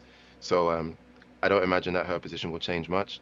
But yeah, but my overall take is yeah, just wondering how different this would be depending on the data, and yeah, Miss Marvel is in shambles. But it makes sense that she is she's higher in the leader slide because I think she's simple enough that she kind of a lot of players would be guided to her. You know what I mean? Right. So I think her place there is quite understandable. I thought Wolverine would be higher, and yeah, Danger and Goblin being at the back is totally understandable. So yeah, that's my. I don't really have much else to add. Okay, cool. All right, C4. Let's hear it, Rob. Explode away. I don't have much to add. I wanted to talk a little bit about Ghost Rider. I thought Ghost Rider would be higher. I like the way Ghost Rider plays, but I know playing him will make me a bad player. That's why I don't want to play him. I think you get some characters, like we were talking about Cap being the sole bad guy. You get characters that teach you the game, how to work around players' tendencies, blah blah blah, and you get characters that you have to fight to learn the system mechanics. And I think Ghost Rider's got that like Axel Low sort of thing to him, where people are gonna wake up into mids because they're gonna go, oh, I can hold up. It's a Marvel game, right? And then Ghost Rider is just gonna be like, it doesn't matter where you are on the screen. Just assume that I can do a mid on your wake up. I think his mix is like the fundamental system of the game, where it's cradle into overhead, slow overhead, fast slow, or empty, so he can command grab you. I think he is fundamentally good, but he's also too safe. And that's what I don't want to play him, because I'll just always do the same thing. I'll do the same thing every time, and I'll be predictable. That's why I don't want to play him. But I think when the game comes out, a lot of people will get success with him early because he's a noob stomper. I think he's just going to be a mad noob stomper. I think bad players are going to win with Ghost Rider because they're playing against people that don't know how to utilize the system or don't know system mechanics. So I'm surprised people didn't just abuse him in the beta to, show off that they're ranked was really high. But maybe Magic could do the same thing, and I just didn't run into it. So I only played Mr. E's Magic. So, see what? Do you know why I agree with you? And this actually isn't negatively reflecting the skill level of the players at Versus Fight, because they were fantastic, right? Everyone in top 8 was fantastic, except me, because I stuck in there as well. But like in grand finals, it was Ghost Rider versus Wolverine, and you were saying that one of them is like a bit of a noob stomper, a pub stomper, and I would say both of them are, right? Wolverine would definitely run you over if you let him, and Ghost Rider will definitely check your fundamentals if you let him, right? So I think both of those characters make a lot of sense why they ended up even in grand finals at Versus Fighting, in a weak -2 beta. It kind of makes a lot of sense, and it's kind of like we had kind of gotten into this as well, right? That Ghost Rider is a character that when we played them in beta 2, we're just like, oh, well, this character is gonna they got like the best assist in every slot. They're clearly fantastic in a game like this, right? Where you have like pre-jump frames and all the rest of these things, and this character is going to be strong. Like I can't see a world where this character isn't strong. And then like a bunch of other shiny toys came out. We sort of forgot about them for a bit, but now, so close to the time of release, it feels like now we're kind of remembering again why we thought that character was as strong as they were, because they clearly are, right? It's definitely even like things as simple as Warbreak, right? In a Warbreak situation, now that they've like nerfed it down from +17 to where it is now, he automatically gets like a sort of like, a check on you. Like as soon as you Warbreak, he just presses a button, and then if you felt like you could jump, you get hit. So that stuff alone is probably going to kill people in ranks. Like it's going to absolutely just murder people in ranks, like because they're going to get antsy, they're going to get punished for it, and they're going to get killed. So for sure, like in an online situation and even in an offline situation, the character's going to be strong, and I'm sure the character will be stronger. But maybe the reality is like the pull of these characters and their popularity is a bit too strong. You know what I mean? Like people, sometimes the characters are just a bit too cool for them. I haven't come up. Well, have I? Maybe I heard one person say they like Robbie. Everyone else I've spoken to says, "Nah, I want my my bike. I want my bike." No one wanted the car. I heard someone say they want the horse, bro. The horse. I think the car's okay. Yeah, I think the car's okay, but that's LARP, bro. That's LARP. I'm calling him out. It's LARP. I'm calling him out. Well, because of the horse. I can't even remember that Ghost Rider's name. It's like the first one. Oh man, there's a recent one as well. Like there's a Native American one. I think also rides a horse. But yeah, like come on, show your credentials. If you're gonna start talking like that, show your credentials. That's what I say. Yeah, no, the Marvel LARPers ever since the MCU ruined everything. But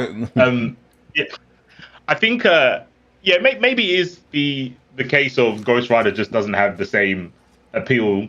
But yeah, I just think for me, I don't. He's too on paper. He ticks too many boxes. I don't know if it would just apply to me, but I think he will make a lot of players that are trying to get good at fighting games actually bad, because he's too safe. He's too safe. Mm-hmm. You always pick the same option that's safe, you get predictable. And there's always going to be something, even with like the Assemble Smash. It doesn't matter how long, what your range is. If they guess right with the Assemble Smash, they're going to track and they're going to get a combo. Sure. I think he will make certain players too predictable. Right. He is a very good way to learn how to beat system mechanics. I think he feels like his jump, fire breath thing, Inferno, I can't remember what it's called now, Inferno something. Yeah. It's got like a fast fall attached to it when he does the EX one. So he's got like a weird projectile foot dive. You might have seen it in combos where he will do blah, blah, unique the spin, and then he'll do the fire, and he will get to the ground really fast as he's going downwards when he's doing the move. And I'm like, oh yeah, people are going to do that in neutral, and people aren't going to be ready to 2H it, because they're just not going to be ready for it. They're going to be looking for the normals. They're going to be looking for J2H, the downside. He's just going to check people's knowledge on the game. But to me, it's like, why would you never just always do, if you've got bar, always do the EX fireball? Because no one's going to be looking for it. And everyone's going to be too scared to 2H because of like the distance you're at, unless you're also playing Ghost Rider and you can 2H them because his 2H goes to the ceiling. Yeah, So I'm surprised people just don't spam him. Didn't spam him, sorry, in the beta. I might take back the Wolverine call for CEO. It might be a Ghost Rider. Oh, Because I think it's gonna take weeks for people to not hold up back into block strings. I think it's gonna take weeks. What if we get another? Sorry, What if Strive players will not be holding up back, but every other player is going to be holding up back. What if we get? What if versus Fightem as an echo for for CEO like? Wolverine versus Ghost Rider. Yeah, I think Wolverine's. I think I don't know what they did, what sauce they put on making Wolverine, but he feels like the most complete character in terms of like speed and responsiveness. I don't know what it is. Spider-Man's close, but when I played other characters, they either felt clunky, they felt slow. But with Wolverine, it was chef kiss from the get-go. He felt like the Marvel character. He feels super intuitive. Everything just feels how you expect a Marvel game to feel. I think Spider-Man's very close after that. And I think a lot of people will pick Wolverine and also think they're really nice. It's like, no, the character makes you feel nice. That's just how he's designed. The character just makes you feel good. I'm a massive fraud. I know I'm not that good. But Wolverine, because he's so quick, when I jump in and I get over your fireball, I think, oh, that was a good jump by me. It's like, no, you can't fuck it up. It's Wolverine. His jump is that good. I don't have to make reads. I just know you're scared. Like, even when I was playing against, like, Magneto's, and that projectile's hella fast. I can't react to that. But they hesitated all the time. They shouldn't. Just throw it out. Guess, motherfucker. And then you'd get in, and then everyone's scared of the unique high-low because, people haven't got time to lab the defensive stuff. But shout out to Neos. He saw it 3 times. He went, oh, what, fuzzy block? He said it in French, obviously. And he did it with his hand. I was like, fuzzy block, low. Yeah, he just said, oh, low's faster than overhead. I said, yeah. Instantly, I couldn't hit him with it anymore. Wow. Yep. Yeah. Yep. That's it. So I had to stagger. Right. I just had to stagger. I was like, oh, if you're going to fuzzy block, I'll hit you in your free jump frames. But he did it within like three matches. I think that's where Wolverine falls off. But I don't think Ghost Rider falls off there because it's like, oh, you know how to block my mix? It doesn't matter. I still outrange you. So I would like to say 2 things, right? Number one, I would like to both apologize and reword my stance on Wolverine, right? Now, with Wolverine, I did initially go in and say completely unseeable 50-50 is a character's total bullshit. Like, I did say that. I did laugh. Listen, accountability is important on a pod like this. Do you know what I'm saying? We take accountability seriously, okay?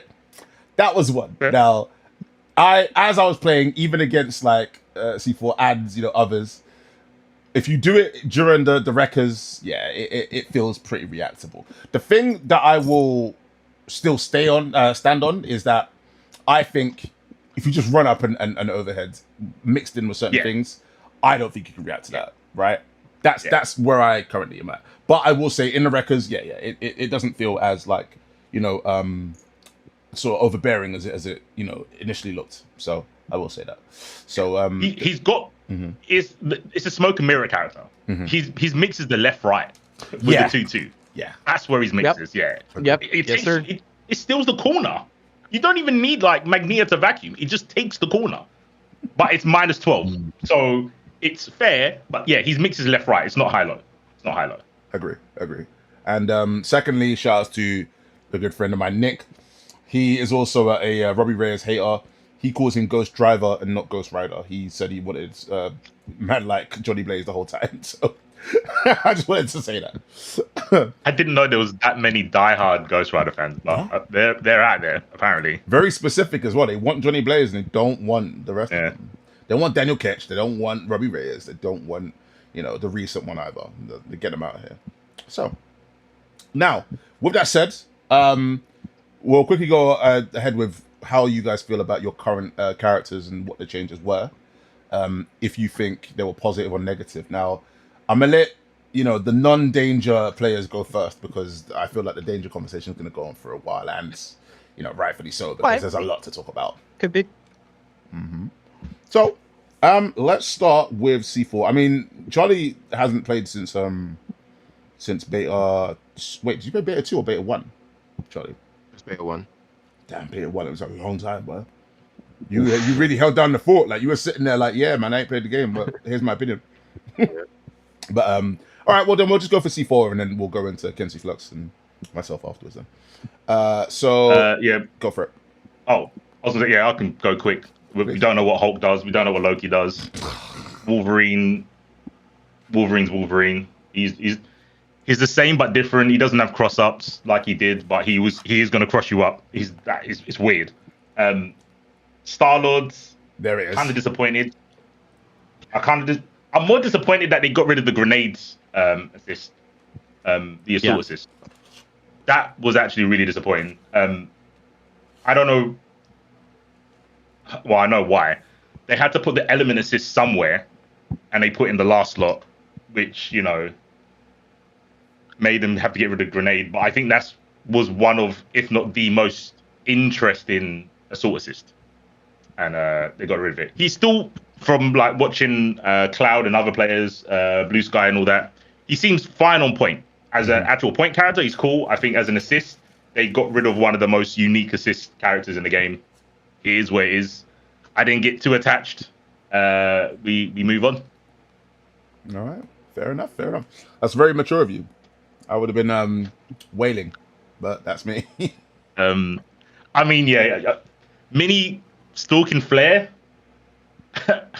in round 1 was kind of stupid. It's always been stupid. He needs it. It's always been stupid. He needs it. Wolverine definitely needed it. Nah, it's the thing is they kind of made it. I actually think it's a really bad assault assist because Flame Gun has not got good durability. Agree. The durability is pretty bad on that assist. And now it's in his first slot. It's like, well, now you should give it like drill durability. Yeah. Like dangerous drill. Yeah. You can sneeze on that fireball and it disappears.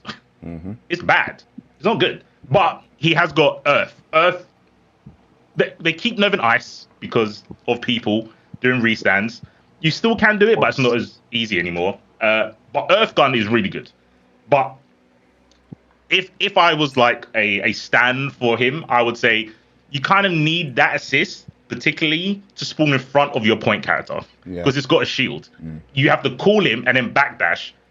So you're giving up, positioning. Then you got to wait for him to shoot it, and it's like it's kind of silly. But it would also be way too strong if he appeared in front of you, because you could just counter call assists or projectiles with his assist, and then they have to block, otherwise they get wall splat. So it's a hard.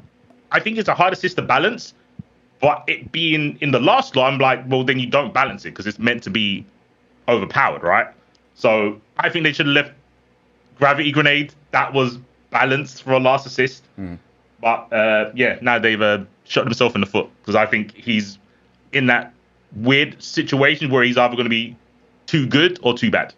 So, but just play him on point, then you don't have to worry about it.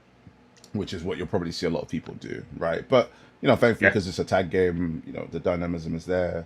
You probably will see it happen. Rocket step into fly on block. I'm crossovering every time. Bruv, have you got branded energy drinks, bruv? I'm seeing you drinking C4. What's going on there? Am I blind? Let me zoom in. How much for that, bruv? Hey, man's got the merch, bruv. How much for the merch?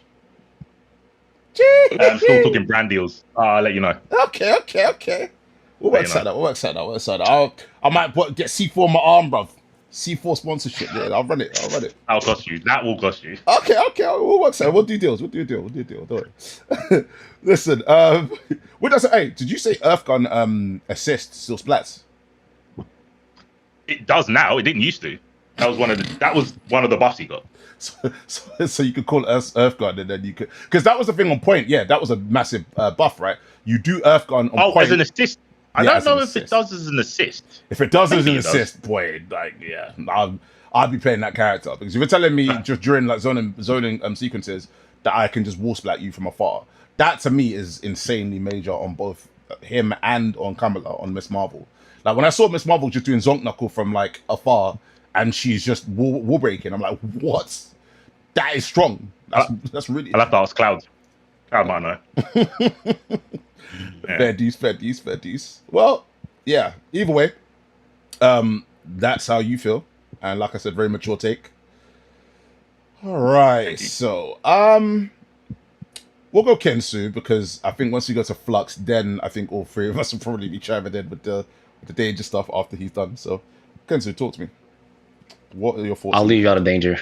Really? That's all y'all. I tried. I wanted to. Like I said, I wanted to. Like I said, my man Flux Flux was the freaking blueprint. I'm not gonna hold you.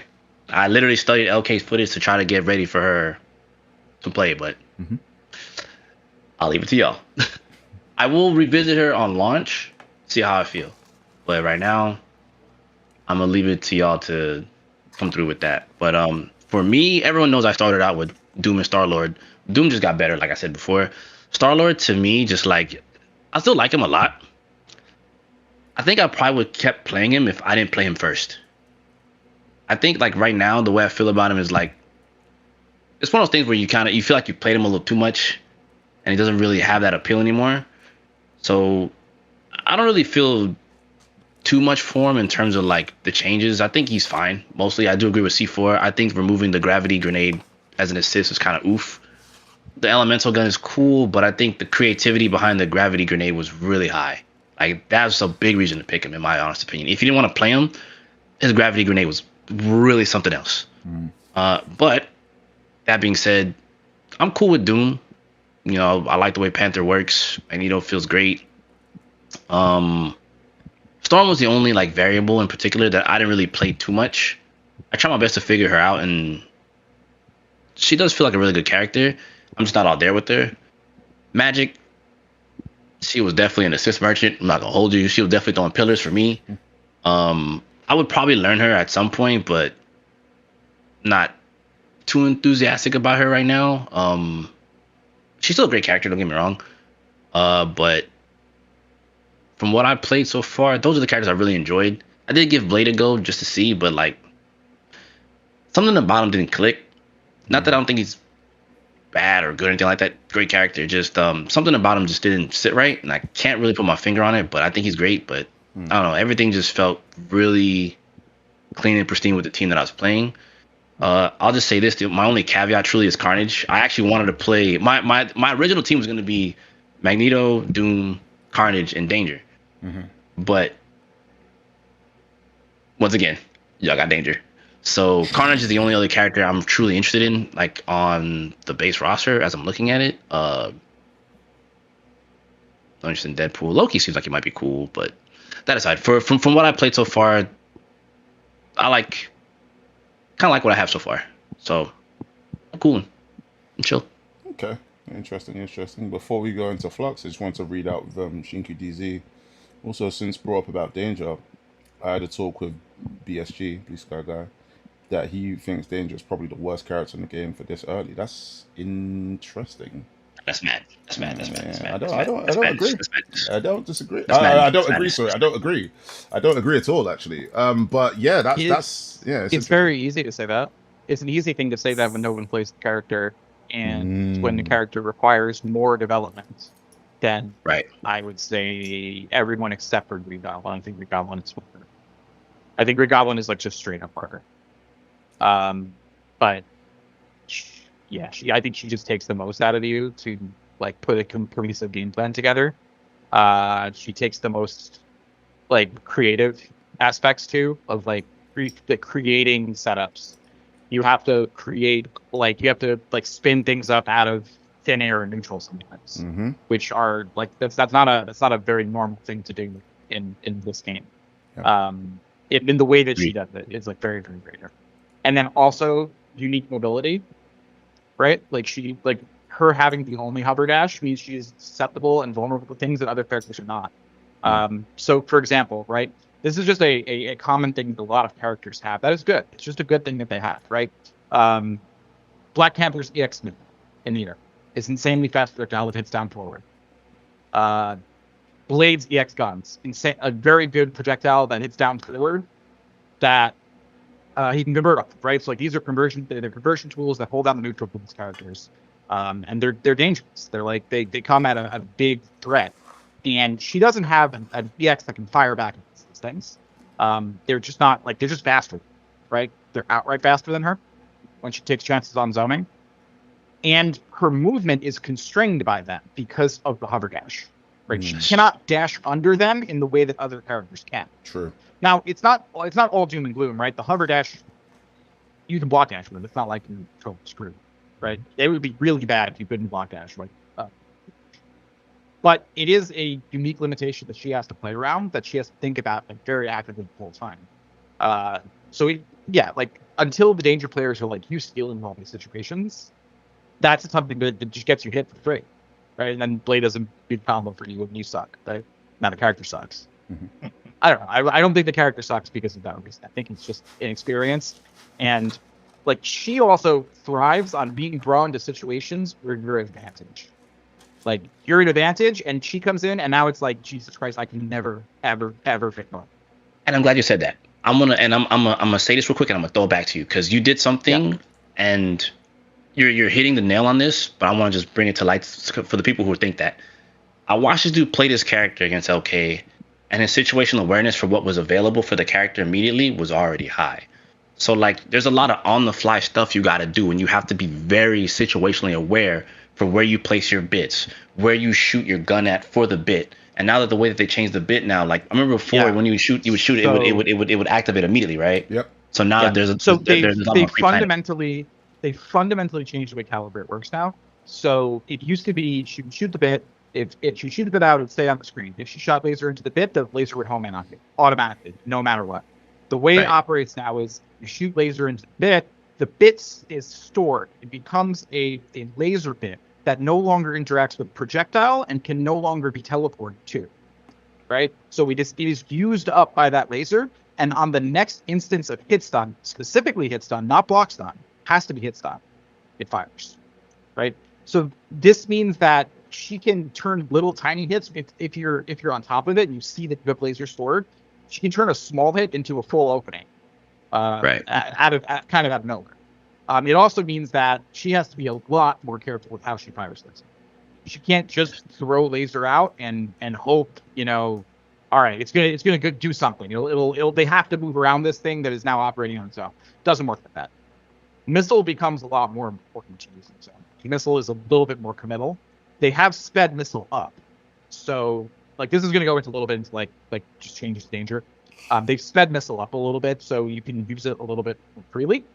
And that's actually where a lot of the threat of her zoning is get them in a situation where they get stuck between the bits.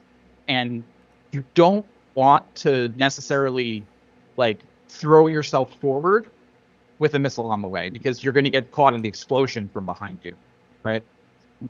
That's actually a very common thing that happens. Someone tries to dash forward and the missile hits them, makes them block, and then the explosion, it keeps them in longer blocks, then she gets to resum power, right?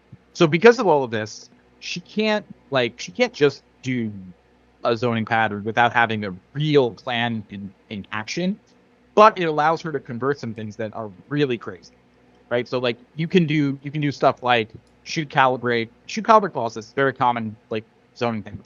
Shoot calibrate clauses, shoot laser. If laser hits, it will fire immediately from the bit. Release missile pops them up. You can teleport over full screen and get a conversion.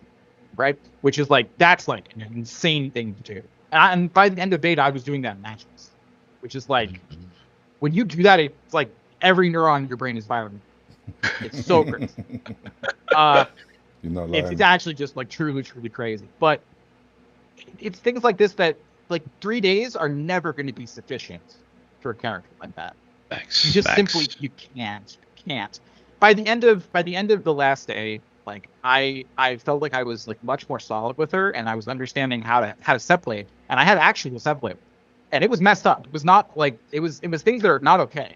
So like I had a situation where I would force a combo limit, right? I would force combo limit, and I would force it on a jump cancel normal. ID batch shoot calibrate down to in front of where their tech position is, meeting calibrate plus Magneto, teleport to the other side of them. You're now sandwiched. missile is on the way, coming from behind you. Tag Magneto, command throw you. He's cooking. He's cooking. Like, Yeah, dude, Yeah. Kenzo, it's Zato, bro. That's awesome. Don't remind me. Don't remind me. Don't remind me. I'm Like, trying my I'm hardest not. sitting I'm here trying my like- hardest to not put Magneto in the back for that very reason. I'm trying hard not to do that. I'm sitting here and I'm like, dude, this is crazy. Yeah. And even if it doesn't work, if the command throw doesn't work, whatever, plus bits explode. Right. Right. You know, that was the But kind of She shit. has a man. lot. Yeah. She really has a lot. It's just that she has to be built. Yeah. She has to.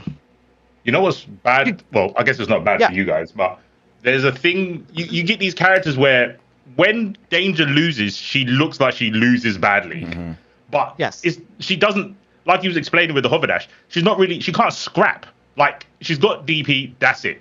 She's not one of those characters like, you know what, let me risk doing like a rising jump light or something like that. She kind of has to hold her ground, and when she doesn't hold her ground, she looks like a bad character. But some characters get mauled, for sure, when they're under pressure, but I don't think you should look at a match this early in like the lifespan of the game and go, oh, if you go up against a Wolverine, you're never going to get a chance to set up. It's like, it's a team game. It does. I don't think you should look at characters as an individual. You're right. And the thing about it is, as you say that, this is the thing that I was mentioning to people a lot. The risk reward ratios of Marvel Tokon are completely different than every other tag game. So like how you set up neutral with Danger carries a lot more risk reward than Doom, for example. Doom just puts up Aegis is like, what's up? Yeah. Now does Doom need space to do it? Yes. That's why Doom versus Wolverine, I'm like, yeah, you finna get Shuri. I'm not running that. Yeah. Right? But like, big up to Flex for putting her on point and running the gauntlet with those characters, because like it's just a lot. There's another thing that I think a lot of people are sitting on with her, and I think you need to fight against it. You need to fight against someone that's using it well to actually understand that this is really broken. Her beam super is insane. Her beam super is like it's the most insane thing I've ever seen for a beam super app. Any teammate ever. So the way it operates is it is not a full screen punish if she does not have bits out. It just does not. It does not. It's too slow, right? But if you have bits out on screen, no matter where they are on the screen, anywhere on the screen, super jump height, anywhere, if they're doing something, if they're engaged in something, if you fire that super out at them, the bits will home them, shoot that, and it's like a time stop situation while the bits shoot you. They can't act. The bits shoot you, they pop you up, and you're untechable until you fall into the beam super. That's insane. She needs it. She needs it. So it's right. working. I was playing a goblin player, right? I'm playing goblin player. He's at super jump height, throwing projectile, just do beam super. You're dead, bro. You're hit. Do you know? It's crazy. It's a crazy thing. You know, crazy thing to exist. I agree, and you know the crazy thing as well is like they also need to keep track of like how many you have left, right? Because if you don't have any left, then they can move safely. If you have one left, do you know what I mean? It's like, oh, damn, I thought she used all of them. Now I'm dead. Like, that's crazy. It's crazy. I agree with you. Situational awareness. Mm-hmm. Yeah, that's the word. That's the word for it. I mean, she's hard to play, but like when she's played well, she puts the opponent in bad situations out of where. And like you don't even realize you're in the bad situation sometimes because it has to do with where you are on the screen. It has to do with what her resources are, where like what she has like sitting there waiting for you, right?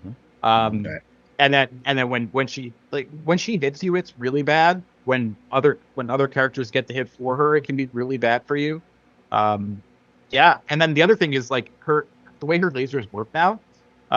Because you can store the laser, you can tag into other characters and use it to convert their bits, which is like that's like the next level, right? I didn't get to develop that enough, but that's something that where now you're talking like you can do things that would just straight up like it would not be a thing, and it's going to convert for you, and like you're really creating mix that isn't. So I'm really looking forward to seeing how she develops and continuing to push her.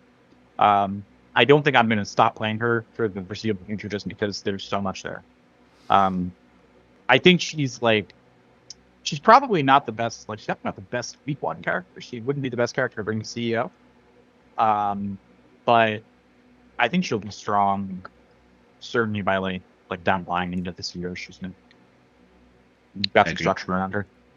I agree. I agree.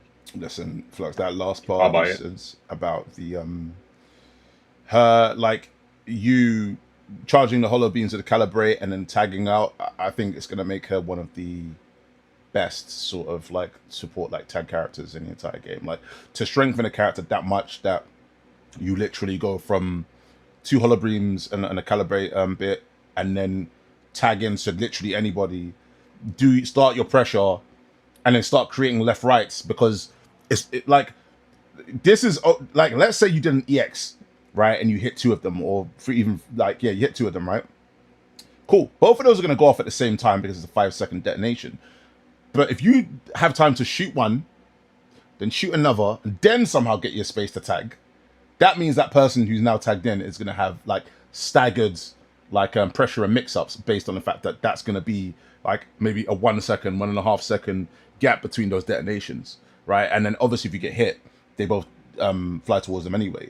But like that alone means that like imagine you're playing like a Black Panther or Wolverine, right? I'm just thinking characters who have no mix-up, right? But if you imagine characters with mix-up, now all of a sudden you don't even have to use the if you can time it properly, you don't even have to use your assemble gauges like for anything other than stalling to get the time when that gets going. And once that gets going, boom, you do your left, right, your high, low, and you time it so it's safe as well, right? On block, because then the thing hits you. And then boom, the other one comes and you do a left, right again. Or you throw it. It's just like the same way that Blade's Glaive is so instantly like accessible as like one of the ultimate like sort of tag out of moves, right? And tag into moves. Yeah. This is also gonna be like, to me, like kind of meta defining, but I think it's just never gonna be instantly accessible. Like I think the way that the defensive mechanics in the game work and everything else works, maybe someone will try it initially and they'll be like, oh, well, I got hit. Like this is, it takes a bit more time to actually get used to. But definitely, I think it's going to be one of the strongest things in the game. The other thing I think, and this kind of gets underrated a lot, because I think a lot of people have not fought against her very much at that point. They've not fought the character's actual kit. It is very hard to call assist against her. Like just in general. Mm-hmm. Like she has a really, really easy time. Just, hey, I see your assist, I can hit it. Mm-hmm. I see your assist, I'm gonna hit it. So like in neutral, it becomes, when it's that challenging to call your assist, it becomes difficult, like not only to approach, but you're losing. Like you're losing life every time your assist is getting smacked, right? And she doesn't need to do that much now. Now all of a sudden she doesn't maybe need to hit you more than twice, because you lost like 20% getting your assist smacked, and it happens a lot. Like I was playing Hook, right? Just playing him like we played for a very long time, and he's like, it's like, yo, this fella doesn't need to hit me. like I'm just losing somehow. Like he's just somehow winning, and I'm like, yeah, like just calling assist, I'm hitting it over, and I can just do this because the character is very, very good at this. I agree. So yeah, like there's a lot to her. There's a lot. She doesn't play what is going to be a popular or common game, and she doesn't play a low effort game now, I think, which is really kind of the thing. So these all lead to her. She's going to be an underrated character for quite some time. Agree completely. Mm-hmm. Now, for the rest of my thoughts on Danger, I just think so initially, like as a lot of people saw online on Twitter, when I first saw some of the changes that kind of bled through on Jane Croft's breakdown video, shout out to Jane Croft's, it was like, it seemed like, oh man, it was like crazy nerfs, right? There was like 1-2 things where you could see the vision, right? Like when they sort of sat there and they were like detonated over time, you were like, okay, I can actually see some potential with this. Like, but in my mind, I was like, okay, so they've made her more aggressive rather than like more defensive. You can obviously have defensive value because of the fact that it actually now works as anti-pressure if timed correctly, right? 5-second detonation means that if somebody closes that gap in between the time you've charged it up and they get to you, they have to now remember that if it's been 5 seconds, that thing's going to hit you in your back, so you need to be careful. Or I can manually detonate it, which is actually leads me to how characters currently played now, it's like, well, not currently played de facto, but just the way I've been playing. Basically, initially in the previous builds from Arc World Tour, Evo Japan, Combo Breaker, and so on and so forth, she was like it was a fast, like the zoning was fast paced and oppressive, and it treated it like it was, to get to her was like a obstacle course or a maze. And now with the way that they changed her, it feels more like it's red light, green light, in the sense of I could shoot out the calibrate, which to me actually is really durable, and I hope they keep it like that for as long as they can, but I don't think they will keep it like that for too long. But I think that calibrate's pretty durable, right? You shoot out the calibrate, knock somebody on the nose, right? You start shooting out some hollow beams, you charge up the hollow beams. Now they feel like they can come forwards. I shoot out another calibrate, detonates it into their back. Now they're like, oh, I dashed forwards and you manually detonated it, and I got punished for trying to close the gap because you could just eyeball that because I didn't do a safe like approach. I could just hit calibrate, hit you in the face with it, and just sandwich you, right? Like, now with those types of situations, it's like I still find her very fun to zone with, because now it feels like I have much more granular control in terms of how I can zone you out, or how I can actually just set certain situations up, right? And that's something she didn't have from before. She does.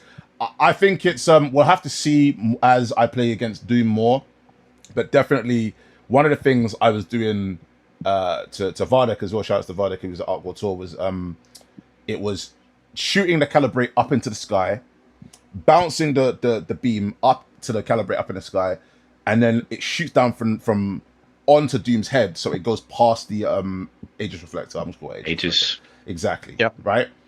I was like, that's gorgeous. That means that now I'm not going to say I have no bad matchups, but that to me was going to be the worst matchup for her, and now I can deal with that. That's great. That's now gone. Right. I can still sort of do it, but it's going to take more steps. Right. I can shoot up the calibrate bits. I can charge them, then I can shoot another one again, and it's like by that time, too much has happened. Like Doom is gonna have just shot you with an Auric Ray or whatever he'll do, right? So there's definitely a bunch of things now where it's like, okay, that's shifted. I'm gonna have to reevaluate that Doom matchup. It could end up being a lot worse, especially given her air dash changes. The air dash changes, they've made it, to me, all of that sort of DI like that you could do with the hover dash is all to just make it that you can easily confirm the explosions now with the rockets, because before it's like you could go forwards, you could do forward H or 6H, and you can like potentially get a hit confirm off that into full combo off of the rocket explosions with the bits.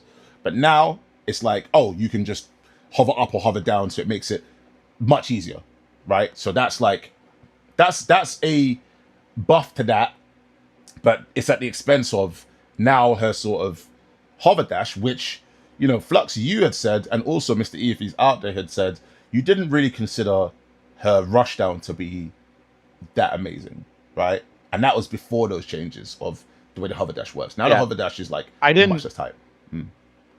I didn't believe she had like significant high-low mix-up ever. I never thought the character had like actual high-low. Even though she's a hover dash character, in those traditions do have pretty decent high-low. But because of the landing recovery on dash is so unbelievably long, and the lack of multiple overhead options, like you can't, because JL is not on overhead, means you're not going to ever be able to token someone up like that. Where I have found success with doing her actually is stuff like steer up J6H, right? So like I'll do like a mid-range hover dash, steer up J6H, and it becomes ambiguous. Like it is uncertain whether it's going to cross up or not. Obviously, you don't. This needs to be something you sneak in. It is not something you're going to do while they're like pinned, right? This is just not, the cross production won't allow that. But you can definitely do it in a way that you hit J6H, and it stalls you and hits same side when it looks like you should go over. And I was hitting good players with this, so I felt good enough that this is like I shouldn't think. That being said, right? So it is something you're gonna have to work to get. You're not just gonna be able to just. Really quickly, actually, just to move away from Danger, because this is a character I play also, Go for it. and I feel like you're if I don't mention it at all. Magic just runs this game. I think she's the best character. Yeah. I don't know if that's a super hot take. I just think she's best. No, I agree. think she's. I'm not sure it's even close. Honestly.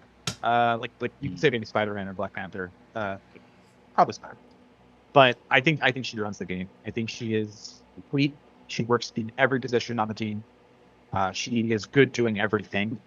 She can mix you up. She is the best enabled character for mix up. Like what can she do? She's good at everything. She's good at everything. She fights everyone. She has amazing buttons, like top and class buttons. Yeah, no, like this character is like blatant top tier. I think, and I would be shocked if she's not a top tier character.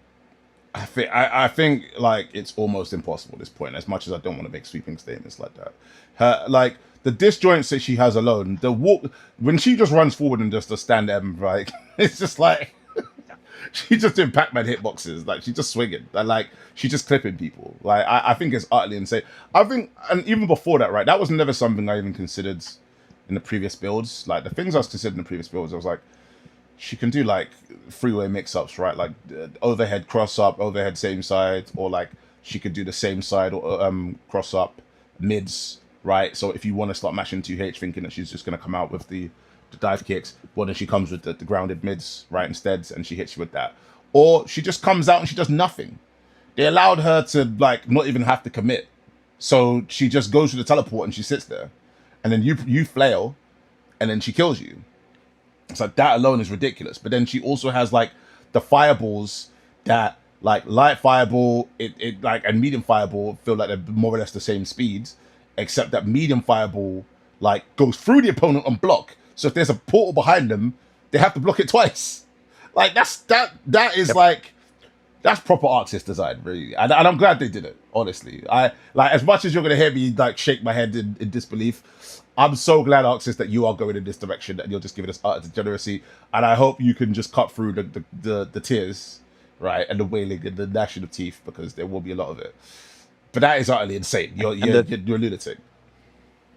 And the thing is that like the structure is only starting. It's only going to get better. She's not a limited character in that her ceiling is so low. Mm-hmm. Because of the portals, right? You're gonna have disgusting setups then.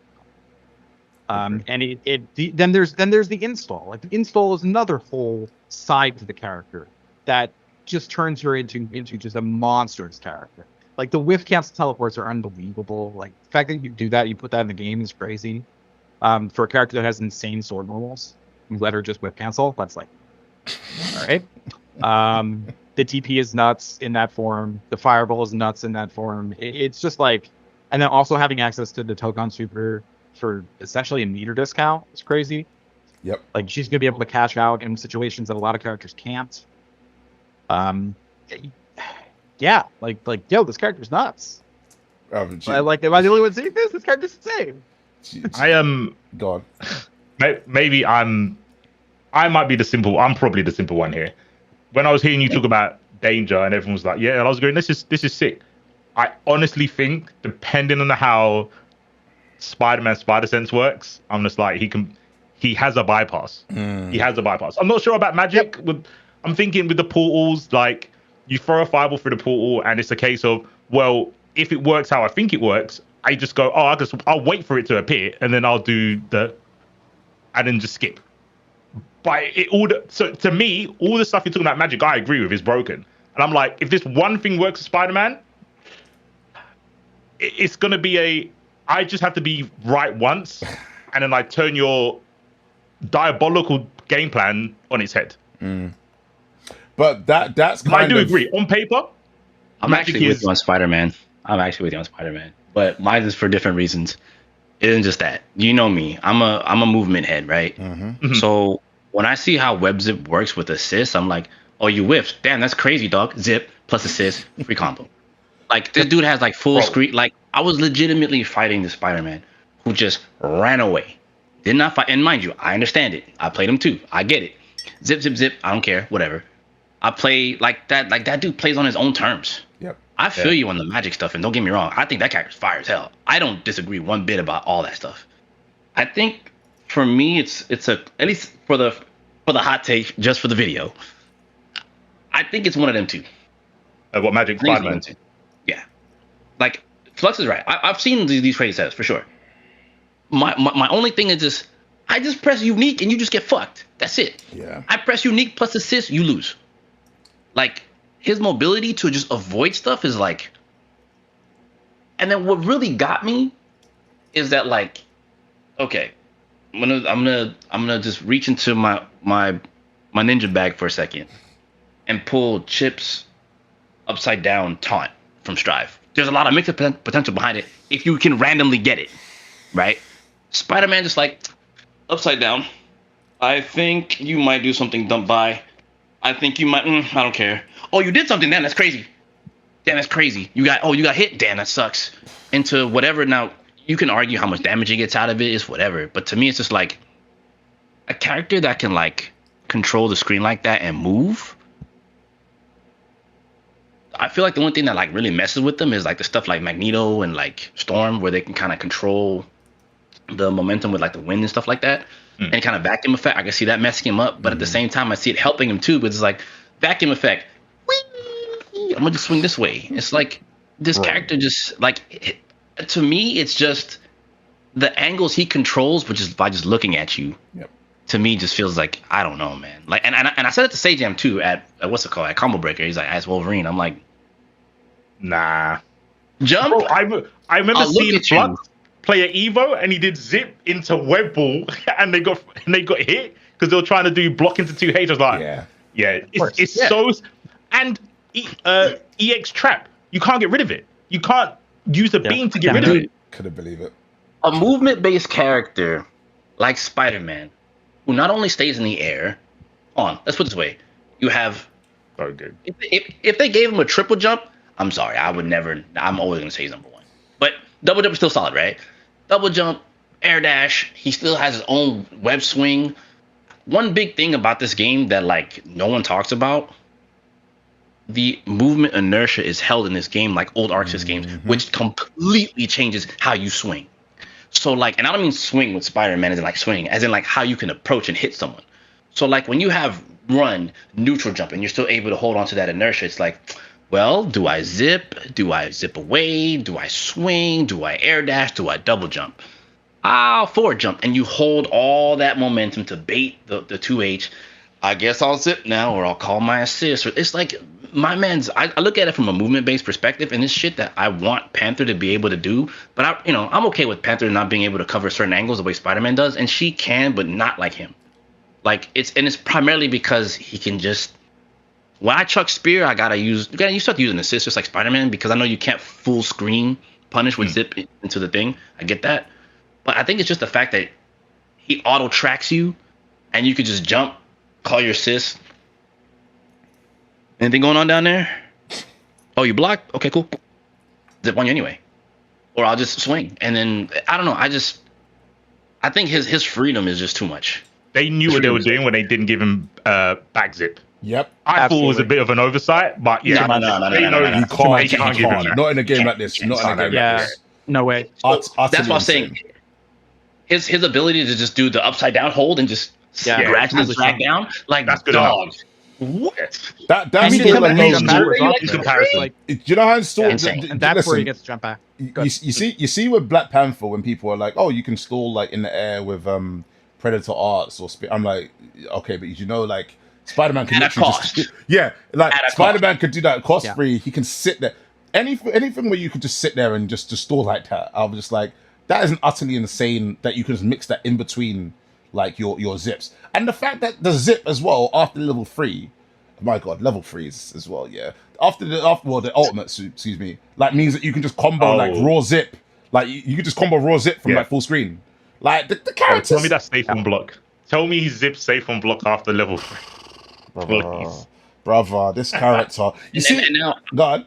I will add to C4's thing, not to cut you off. Now you add Spider Sense. It's like he's the only character with a quote unquote true DP at that point. Which is why now that's the other part where I would agree with C4 because it's like, you want to stagger me? Oh, that sucks. It's like you got hit. You want to do wanna that stagger me danger again? shit? I'm not Like, sure I would say no. it's the only one. I mean, I think we're forgetting the Captain America assists. Oh yeah, Oh, hold on. Oh, Shield shield is up. very Hold on. shield up is quite good. Shield up is good. Don't get me started on that mofo. That character is like, he is, just for the sake of talking about characters, yo, Captain Tokon. That Yeah, dude literally. plays the game well. He's got. Yeah. I feel like he's not gonna lose to too much. And if you really want that fundamental gameplay while having badass options, just what you want to do? Vibranium, baby, right here, all right here. What you want to do? Like, nah, he's solid too. He's solid too. He's another one. He's another one. He's another Same one. animation, low overheads. Come on, man. Yeah, they're taking the Yeah, absolute yeah. piss. Oh yeah, 100%. 100%. Yep. 100%. That shit sent me to losers and versus fighting, bro. I was free as fuck. To me. What I love You're here only about human. this, I love hearing the different perspectives, like, of this and how we're looking at characters, because like I'm getting more like the stuff you said with Danger. I was like, yes, I knew she could do this stuff, but like, I'm gonna leave it to you for now. For now. Like you and Chrome, y'all got it for now. And the rest of the Danger Nation that's gonna be out there, I feel like Danger is like Street Fighter 6 Dalsim players. Like, y'all motherfuckers cook in the lab for a good 2-3 months, get your ass beat for a bit, and then be like, came out the hyperbolic time chamber, buff as hell, Super Saiyan 7 and shit, and you're like, yeah, check out this non-situational awareness setup with a bit that hits this way, and then the left circumference of the sun hits this way, and then when I hit Magneto, you get hit this way. But when I press Doom, you can't do that. But then it's like, yo, all right, bro, okay, look, you got it. I'm gonna throw Spear at you. Okay, cool. Spear. Okay.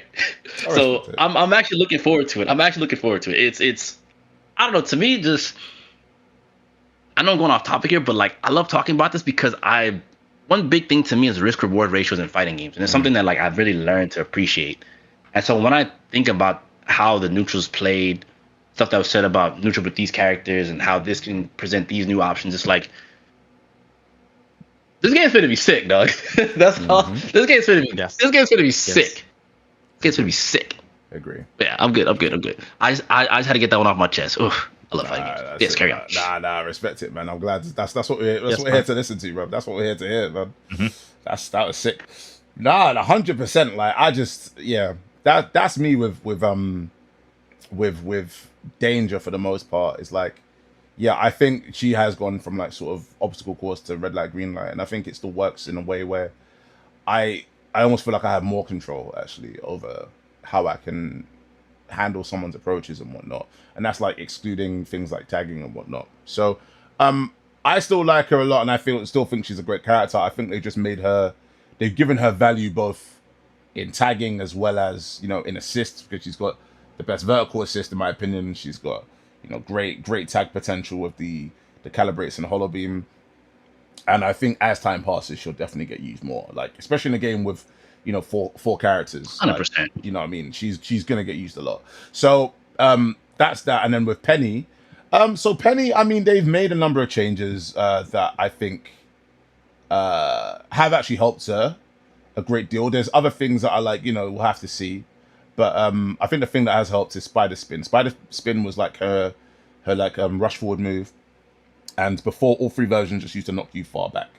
You had Light was I think something like 18 frames or something like that. EX was like a little bit faster than that. Medium was worse, like it was slower.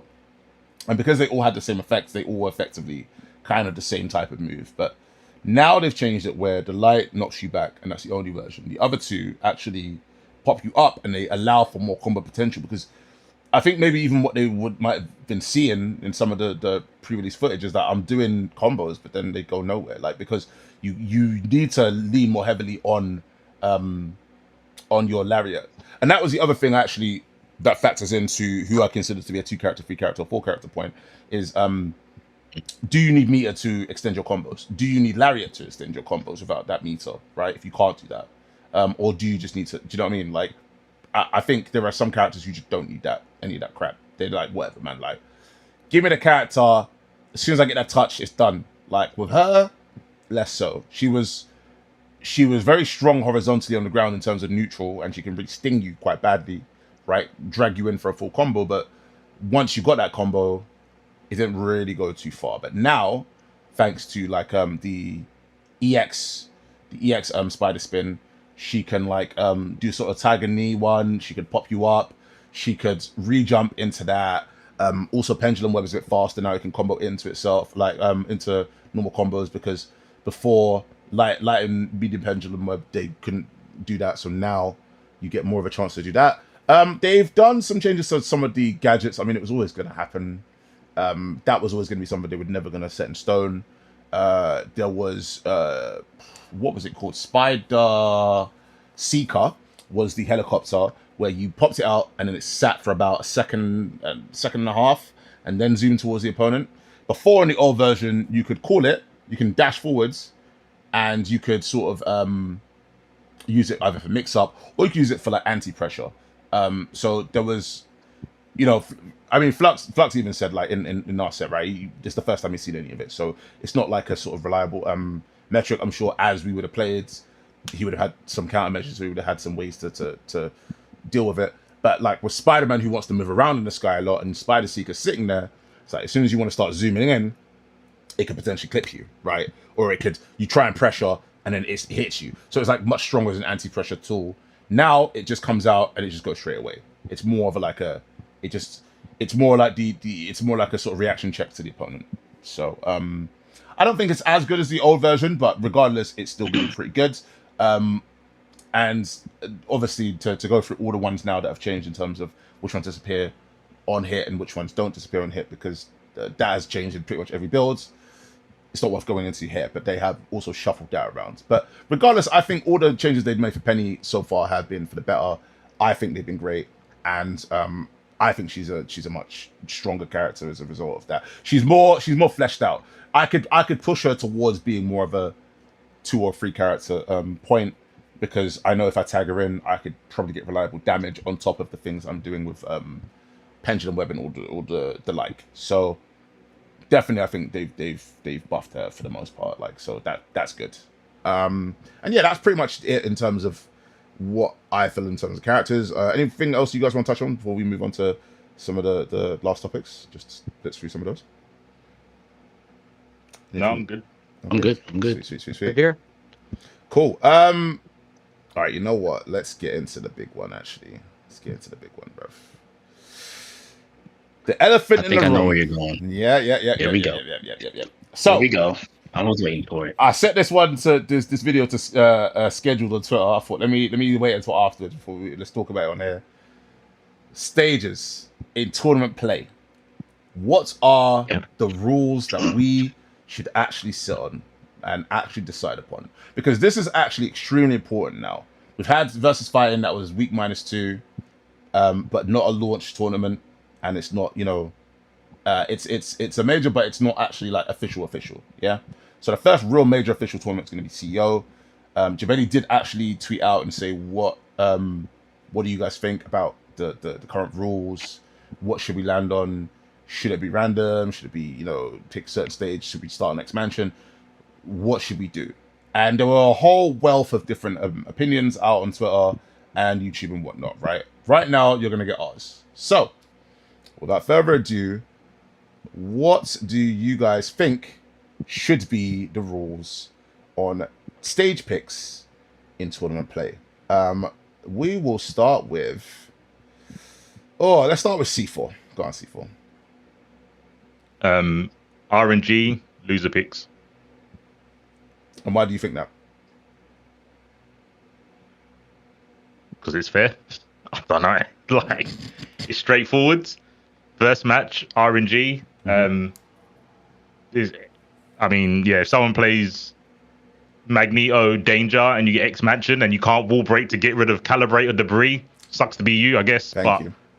When you lose, at least then you can pick Nowhere. And then you can break all the walls you want.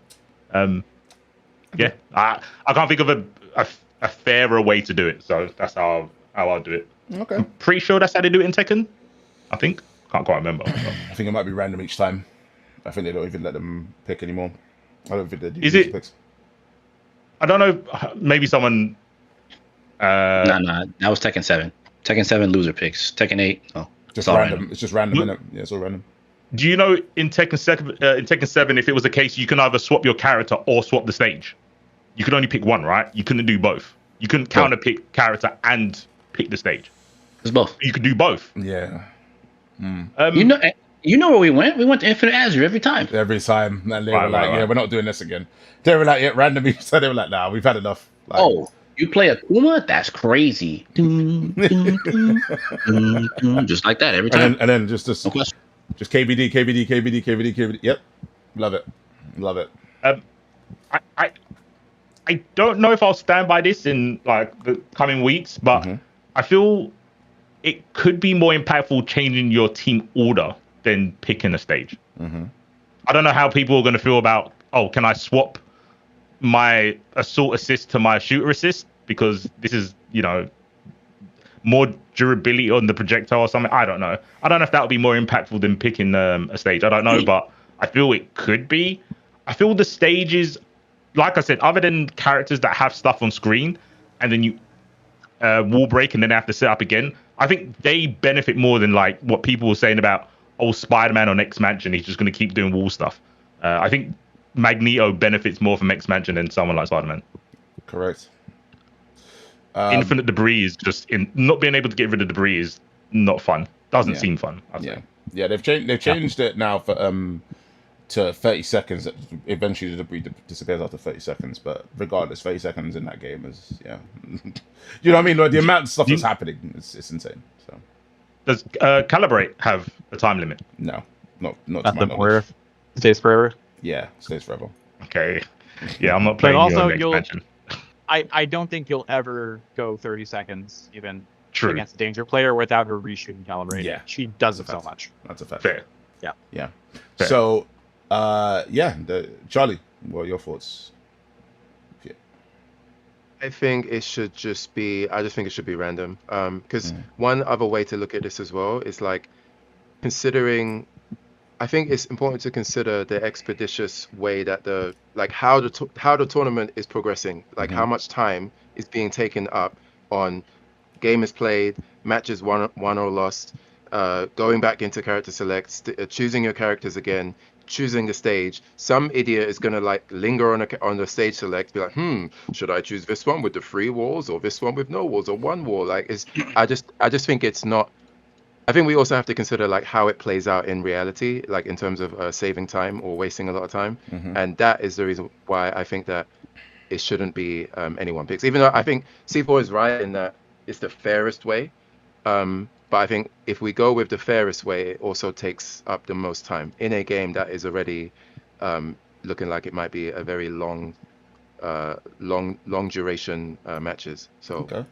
I'm just gonna go with completely random. I think. Completely random. Okay, cool. Flux, talk to me. Okay. I think what we should do. This is what I think. I think the first game of every set should be on a 3-wall stage, and then after that it should be loser can counter. After that, it should be loser can counter pick stage. You can counter pick any of the stages in the game. You got 3-wall, it could be 1, it could be 5, it could be. I think that keeps it relatively reasonable, but we should start with 3, and you should not start on random select. And I am personally traumatized by random select stages because of Injustice. Okay, and I know this is a way different situation, right? But I went to first CEO for Injustice when it was random select stages, and I random selected into a Doomsday on Metropolis rooftop and threw unblockable drones at me that do 20% of my life that I can't use until I die. And then I immediately counterpicked him into another stage, and won that. And then he went, oh yeah, okay, back to Metropolis rooftop. Holy shit, right? And so like I'm definitely very much against random select for the first one. We should be forced onto a 3. And it is a very, very noticeable difference in match pace and strength of character as to if you get X Mansion or if you get like a Savage Land or Nowhere or something where the stage is huge, right? There are just some characters that abuse walls with heart. They just do, right? Whether it's for resources or because they have like insane combo routing off the wall, they just do.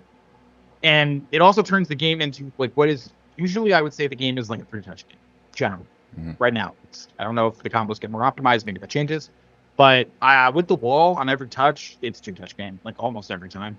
Even in beta 2, I was 2-touching people. Like legitimately 2-touch. Like I hit you one time, I do the combo into the wall splat, I restand you up the wall, you take a mix up, you get hit, you're dead. That is a lot, man. Like that's a way different paced game than it is at a 3-wall stage. I think we should start there, and then the counter pick, the loser can counter pick stage. I would allow the winner to counter pick. I do think that is fair. And just for a scope, like a sense of like time on running the tournament, like this is an entirely different game, so it is a little bit different. But Melee manages to do this with full-on stage bans, right? They have full-on counter pick stages and per player stage bans that they manage to run their tournaments. I can't imagine that we would not figure this out. If it's not like that serious of a banning system, right? If it's just, we'd be taking turns picking stage. I don't think it would be that bad. Yeah. I listen, I agree with a lot of that, like as you're gonna hear soon when I give my opinion. But Kenzu, before you get to me, let's get to you. Talk to me. Could I quickly amend my answer just a little bit? Fire away. If they add a function of picking and bans, I'd rather picking and bans Okay. Interesting. for stages. Yeah. I'd prefer pick it like bans. Like I say I don't want this stage, and you say I don't want this stage. I think that might be better. But yeah. I like the sound of it. All right, Kenzu, Yeah. talk to me. All right, hot take. It's time. Uh-oh. Expansion, goodbye. Understandable. Goodbye. Understandable. I'm kind of in between on that stage. And I want to start with that stage in particular because like I understand how people feel about wanting to be able to do the mix-ups at the wall or whatever on a consistent basis. I think that kind of defeats the purpose of this game, especially with how they made the new knockdowns with the light special moves or whatever special moves at stage transition. Don't get me wrong. I'm A-okay with you getting put against that wall and getting set played to death. The problem with that is Doom set play is pretty stupid. Like, and getting consistently set played into tracking beam is like, you want to get hit again? Cool, tracking beam. And I can tag back in the tracking beam. And I think about danger I think the Oki loop is going to be, it won't be as desirable for people to really enjoy watching the game. That isn't to say, once again, like, I'm indifferent on this stage. Like I'm okay with it being there, but I think it's gonna be like the final destination. We're always gonna pick this stage. It's gonna be the new freaking Bond Wonderland because no one wants to play shit else. So I think I'm sort of in agreement with what Flux is saying in terms of starting out with a 3-stage. I treat X Mansion kind of like training stage. That's the stages we just don't use. Now, in terms of counter pick stage, I think one aspect of the game that I thought about immediately after playing it the first time behind closed doors was counter pick stages immediately. And the thing that got me was that you can pick different sections of the stage. So if me and Flux are playing, Flux beats me first game. He's on P2 side. There's no reason for me not to pick the far side of the stage to put his ass on that side of the wall. And we open up that way. Because when you lose or you win, you always swap whatever side that you're on. So in my head, it's not about swapping stage. I want corner advantage. Right? Yep. So when you hit me, you got to go this way. And I'm going to fight to stay on this side of the screen. See, it opens up a whole other layer of playing at that point. So to me, like, counter pick stage to me isn't just like, oh, we just start in the center. Unless the community agrees that. Because when you do select the stage, you can pick the section you want to start out on. So if I pick Savage Land and we're on this side and he's on this side, all right, Buster, you got to knock me all the way this way. I'm going to make sure I stay on this side of the screen.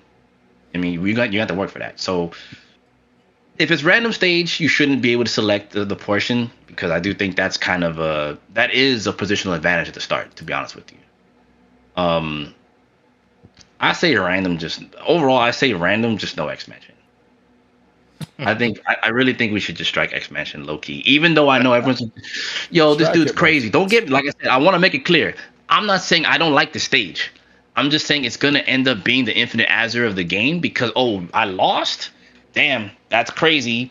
Time to look at Bobby Drake in the background, fucking miss all his damn free throws, and we'll look at all the characters that we can't play and watch the Sentinels in the back. Like, don't get the stage is cool. It's all gravy, but it's going to be literally the training stage. Everyone's going to select. Nothing's going to change.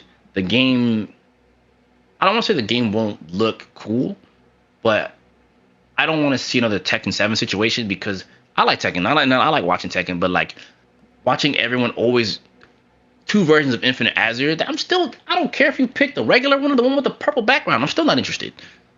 I'm going to hear Tasty Steve womp, womp, womp, womp again on this stage again. Like, I don't want to hear that. I don't want to see that for X Mansion either. So, like,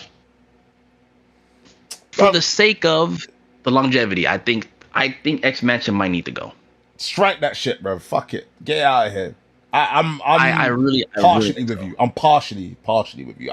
I'll say if there was a pick ban, I would say cool. But do you know, I'm glad that you guys all went before because you covered pretty much everything that was like I'm in agreement with almost all of you pretty much. Except I wouldn't do random start. Like I think so I'm mostly aligned with Flux. I think it's I'm just gonna parry everything that was gonna be that's in the video basically. I say you start in New York day or night or Wakanda, loser picks after that, and I'll get Kenzie come with it now, so it doesn't seem like such a controversial take.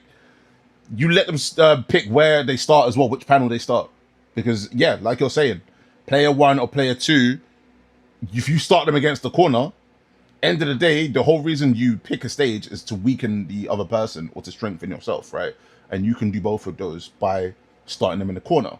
And now, based on your positioning, based on how you play, let's say you even play as a more defensive character, or you play as a Penny, because just to note as well, I agree that X Mansion and X Mansion specifically, if you're Magneto or Danger, the debris and the calibrate are also major, but also the portals don't go away. And Penny Parker is a character who actually loves playing against the wall, whether it's her back to the wall or it's your back to the wall. To add to that, the stage transitions helps get rid of that stuff. Yes. So that this automatically just sets up here. Well, you got to hold that until round's over. Exactly. And that is why, if just like C4 said, wait, what, they stay on there forever? Yeah, I'm not picking X Mansion against you. Because, rightfully so. You do all of that, and that means I have to settle up again. Like, the positioning has to start all over again. The debris has to be built up again. The portals have to be set in specific places again, right? And some would say, oh, well, it's not too much of an issue with the portals. But a portal staying in a very specific place, and then let's say you put it on one side of the screen. You have your neutral all the way to the other side of the screen, and you move also back to the other side of the screen. You know, that person forgetting that portal's even there, and then you throw a fireball for it, could be the difference in winning or losing a fight, right? And subsequently, the reason why I'm not a fan of random is twofold, right? One is because 2D fighters, right? 2D fighting game players that don't play anime like that. The one thing I don't like is heavy variants like that, right? That kind of randomness, I don't think that they're going to be happy with, right? That's one. Two is that if they pick a stage, right? Let's say it's grand finals and you go random, and then they get a stage where it's like, oh, now this character's stuff isn't going to disappear. They're going to be like, oh, well, shit, if we didn't go random and we just had a standard stage, I could wall break and then that stuff would be gone. Like, that's like that's too severe a difference. And thirdly, there's no random button in this game, unless I'm wrong, right? There's no random select button in this game, which means that you're leaving random up to human bias, because that means you're telling me to wiggle the stick. I tell you right now, with no practice, I can wiggle that stick and avoid stages. Without question, I can do that. So if you let that other person say, oh, we're going random, yeah, no problem, and they know what stage they don't want to pick, it's like those people who cheat at rock, paper, scissors, bro. They know how to do it, bro. They'll wiggle, but they'll wiggle in a very specific way. I wouldn't leave it up to that. I think that until maybe they put something into the game, maybe, then you could talk about it. But I would say as of right now, I think it's a fair chance that they will add a random. But like I'm shocked to hear that there's no random select on the stage. Yeah, I didn't know that was even a thing. It's definitely character, but stages. There's actually not, is it? No, there's no random. Yeah, like you just have to wiggle. Because when I was in tournament as well, like I the guy to the right of me, I was like, what stage? And I was like, I don't know, and he just started to wiggle it. And I was just like, oh, there's no random button. What? But we literally can't do this. Like that doesn't work. Like, because I watched him do it as well. Yeah. Like, I think there's a high likelihood that that would be added, though, right? Especially because the devs are probably aware that this is a conversation that's been happening now. So I wouldn't be shocked if they add that. okay, Ronke says launch as random select. We'll just I have no idea how you found that out, and you don't need to answer that question, nor am I asking that question. But apparently, launch as random select, so we'll see. All right, go ahead. I'm not mad at any of the ideas. I'm a very like, if that's the rules, that's the rules, bro. I'll play by it. It doesn't really bother me. But I would say, when we was talking about Flux was talking about just go to nowhere, I'm scared that when you force a stage like that, you kind of like redirect the meta. Now, this is probably not the case, but I found when I was breaking the wall with Wolverine, it was almost impossible to get meaty on their wake up. I think it's like 17 frames advantage after breaking the wall. I'm scared that, okay, we're going to nowhere. That means everyone's going to start with Ghost Rider, because every time I break the wall, you hold this meaty, you can't play the game. And it's not going to be the same as the Doom Oki that Ken was talking about with the wall break. But it's a case of, every time I break the wall and I either go into Ghost Rider or I break with Ghost Rider, I'm getting a guaranteed mix. I feel when you make it that you go from a stage that has no walls to a stage that has walls, you just redirect what is strong. That's why I said random. But again, I'm not mad at either ideas. Preferably, they implement a tournament mode where it's just like, okay, I get to ban a stage, you get to ban a stage. Right. And then maybe random out of the rest or something like that. I don't know. But yeah, I'm scared that wall break could be as toxic as wall slump. So I don't know. my That's reasoning. justifiable. No, but I think my reasoning as to like New York Day or Night and Wakanda is just that it utilizes both aspects of the game and has you interact with them both, right? And by that way, it sort of feels fairest, right? It doesn't make you work too hard to get to the wall like Savage Land Woods, and it doesn't just go infinite panels looping like nowhere, and it doesn't just go unbreakable, max damage, like I put my stuff out, it just stays out there like X Mansion, right? Because the other thing about this game, right, is that one of the big aspects of the game is that, and you can see it in the way some people are asking for the changes because they kind of want to bypass it, which they shouldn't, in my opinion, is that the whole point of the wall break is that you sacrifice damage to strengthen yourself later. Do you do damage now and win now, or do you win later by having yourself stronger characters? Like, you have to make that decision making. And so X Mansion bypasses that decision making in a major way, which I almost think isn't really balanced. Like, I almost want to say that. I'm not going to fully say that, but it that sort of like decision making of not even risk reward, but that push of decision making is just gone. It's washed away in X Mansion. X Mansion is just straight. You eat your cake and you have it too. You get the characters and you get the damage and you get the Oki. In Wall Break, you don't necessarily get such good Oki, but you do get the characters and you don't get so much damage as well. By the way, it's not I think they changed it up from plus 17 to, I think it was something lower. I don't remember what. Sorry, go ahead, Cecil. I want to say it was Stinton, but go ahead. Mm-hmm. Yeah. No, you go Flux. Oh, yeah, my idea was just to be clear, my idea was I wanted to start on a 3-wall stage. I like starting on nowhere. I didn't have that in mind. Oh, sorry, my bad. My bad. Yeah. So I was saying like start on a 3-wall stage where you have a break in a corner on both sides, and then after that it's counter hits, right? It's just straight counter hits.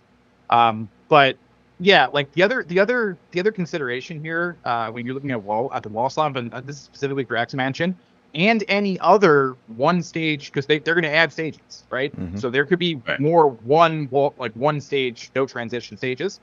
Not only do you get so you get better combo, you get better Oki. What the other thing is it gives you a assemble meter for hitting the wall. Yeah. Right. For slumping them, you get a assemble meter, so you're getting resource back.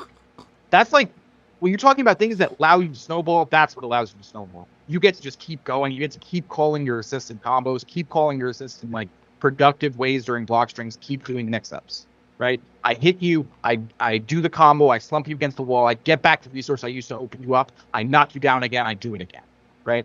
That's how you get out of control. And those stages kind of they lead into that game, right? And whether that's good or bad, it's just different. It's just different than how every other stage operates. But it sort of remains to be seen as to if it's something.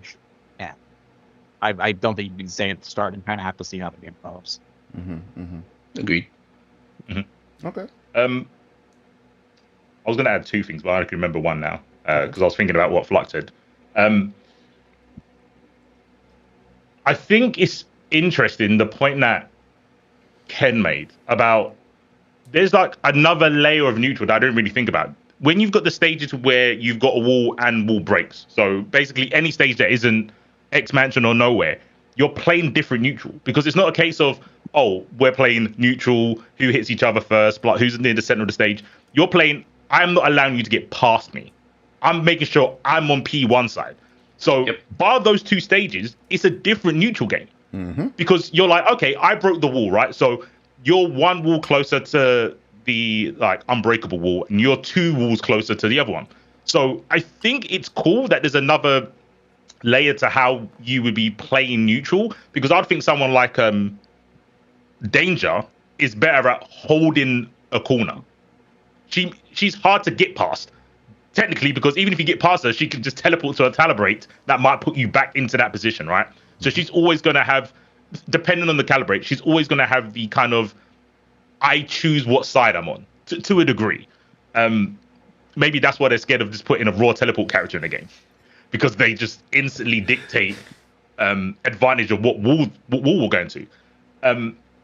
I don't know if that is something they're thinking about in terms of X Mansion Nowhere versus the other stages, where, like Ken said, it feels like you shouldn't be able to pick what stage or what part of the stage you're on. Yeah, the starting position is very important. Yeah. And me and Justin looked at that and we're like, dude, counterpick stage is going to be wild if you can do this. Bro, I'm picking Danger and moving you as far away from the wall as possible. Listen, Right. I'm planting my flag right now. I think you should be able to do it. That's where I'm currently at. I think you should. I respect it. You're evil. You're a madman. Wait, I respect it. What? They call me a madman. That on the stage counter pick, because if you press triangle basically on character selects, you can select what panel you start on. So I can start at the panel where your back is to the true wall and mine is against a breakable wall. I think they should allow it. Well, It's I granted in the video that's getting posted, I was very wishy-washy. The first part I was like, this 100% should be how it is. And by then I was like, well, let's hear you guys' thoughts. What do you think? Like, for the first one, I was like, That's a bit mad. I was like, nah, free panel, it needs to happen. Like, free panel and then counter loser picks. But I listen, man, let's see it. Because I just want to see the mechanics. I want to see Patchy's vision like actually realized, right? I am but a humble acolyte. Whoa. Hold on. Two things. One, check your Discord. Two, after that, I'm gonna tell you this. I dealt with Elfeld for like 8 years. Don't do that to me. Don't do that to me. All right, Don't do that to me. Please. Dude, I'm already thinking like, oh yeah, you want to take me and you want to take the corner that my back's in the wall. All right, now I'm definitely gonna point in danger because what I'm gonna do is at round start, I'm gonna hover dash steer up, but you can't get up there. So I'm gonna switch sides and steal it from you. Okay. See? So, And you're right. Like these are the types of things that literally, like, me and Justin had a good long talk about a lot of the stuff just when we did the whole behind closed doors thing. And it's like there's going to be a lot of unique meta things that will be pretty scary when you consider like zoning characters being able to hold down the left side of the screen or the right side of the screen, barring like the round start, making sure that you're constantly winning on P1 while they're on P2, like making sure you don't lose and open the round against the wall. Like, you're lucky you can't start off with web zipping and Spider-Man. There's no reason for that ass wipe to not just, all right, I'm on this side. What's up, dog? Like, which is why I put that ass wipe so high up at the damn list. But we'll move forward.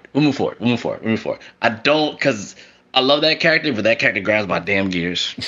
I love him, but man, he grinds my gears. I ain't gonna lie. I know I should be playing him, but like, I can't front. Like, just for the sake of and for the sake of the video, like I just if there if there was just one more, black character, I don't mind going, Team Black History Month. You know what I'm saying? Because it is what it is. Magneto's always invited to the cookout. Don't get it twisted. He's cool to be on the team too, but one more. Brother, and don't we'll be straight, don't be greedy. You already got yourself Black Panther, Blades, like you got Iron Man, you got Magneto. You know what I mean? How many more do you want? No. Listen. You can never have too much, right? I heard it. So, but let me scale it back. I hear it. All right. So with that said, so the way we currently land, if I have this correctly, C4 says random with loser pick. Charlie says just straight random, I believe, without loser pick. Yep. Random.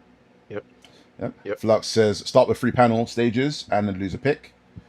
Kensu, you actually say yours again because you said I remember you saying just kill X Mansion with fire. I'm saying strike X Mansion, and I'm cool with the start with 3 or random. Like Okay. as long as you just dump X Mansion. I'm gonna just keep it real. Just And ideally, I would like bans. Oh, yeah. But I want them to implement that into the game. I don't want us to do it as a community. I want them to say like, yeah. But I don't think that's gonna In happen. the UI. Cool. And I am start on 3 panel New York Day or Night or Wakanda. Loser picks and also loser can start which panel on the stage itself, which is embrace chaos. But it is what it is. All right, so let's just zoom. What's next? Let's zoom through the remainder of these. I mean, some of these we sort of touched upon, some we didn't. I mean, we could just quickly go on 4 button limit and what our thoughts are on that, just real quick, and then we can just zoom through some of the others, then get some of the community questions, and then we'll just wrap it up basically. So 4 button limit right now. What are your thoughts on that? What do you interpret like what they're going for? Do you think it worked or not? C4, we'll start with you. Can I please open with this one? Please. Can I please open with this one? Please do. Go Please do. for it. Okay, cool. Floor Because is this one right here, I'm gonna be so real with you. I give no fucks about this, and I'll tell you why. Fucking Magneto in Marvel 2 can't do a 4-button string, and he's the most godlike character in that fucking game. This 4-button limit crap that I've seen a lot of people complain about, you have 3 assists, bruh. Like, make it count. You have 3 assists, your special moves. Like, come on. Like, I get it. If I could press 5 or 6 buttons, this will make it that much better. How many buttons do you need to confirm? You need 9? Like, for what it's worth, for the sake of, I got the dude sitting right next to me that played 0, confirmed off Buster from half screen, and killed characters. You'll be fine. I promise you'll be fine. Meanwhile, he's holding one button, throwing busters at you, doing stuff.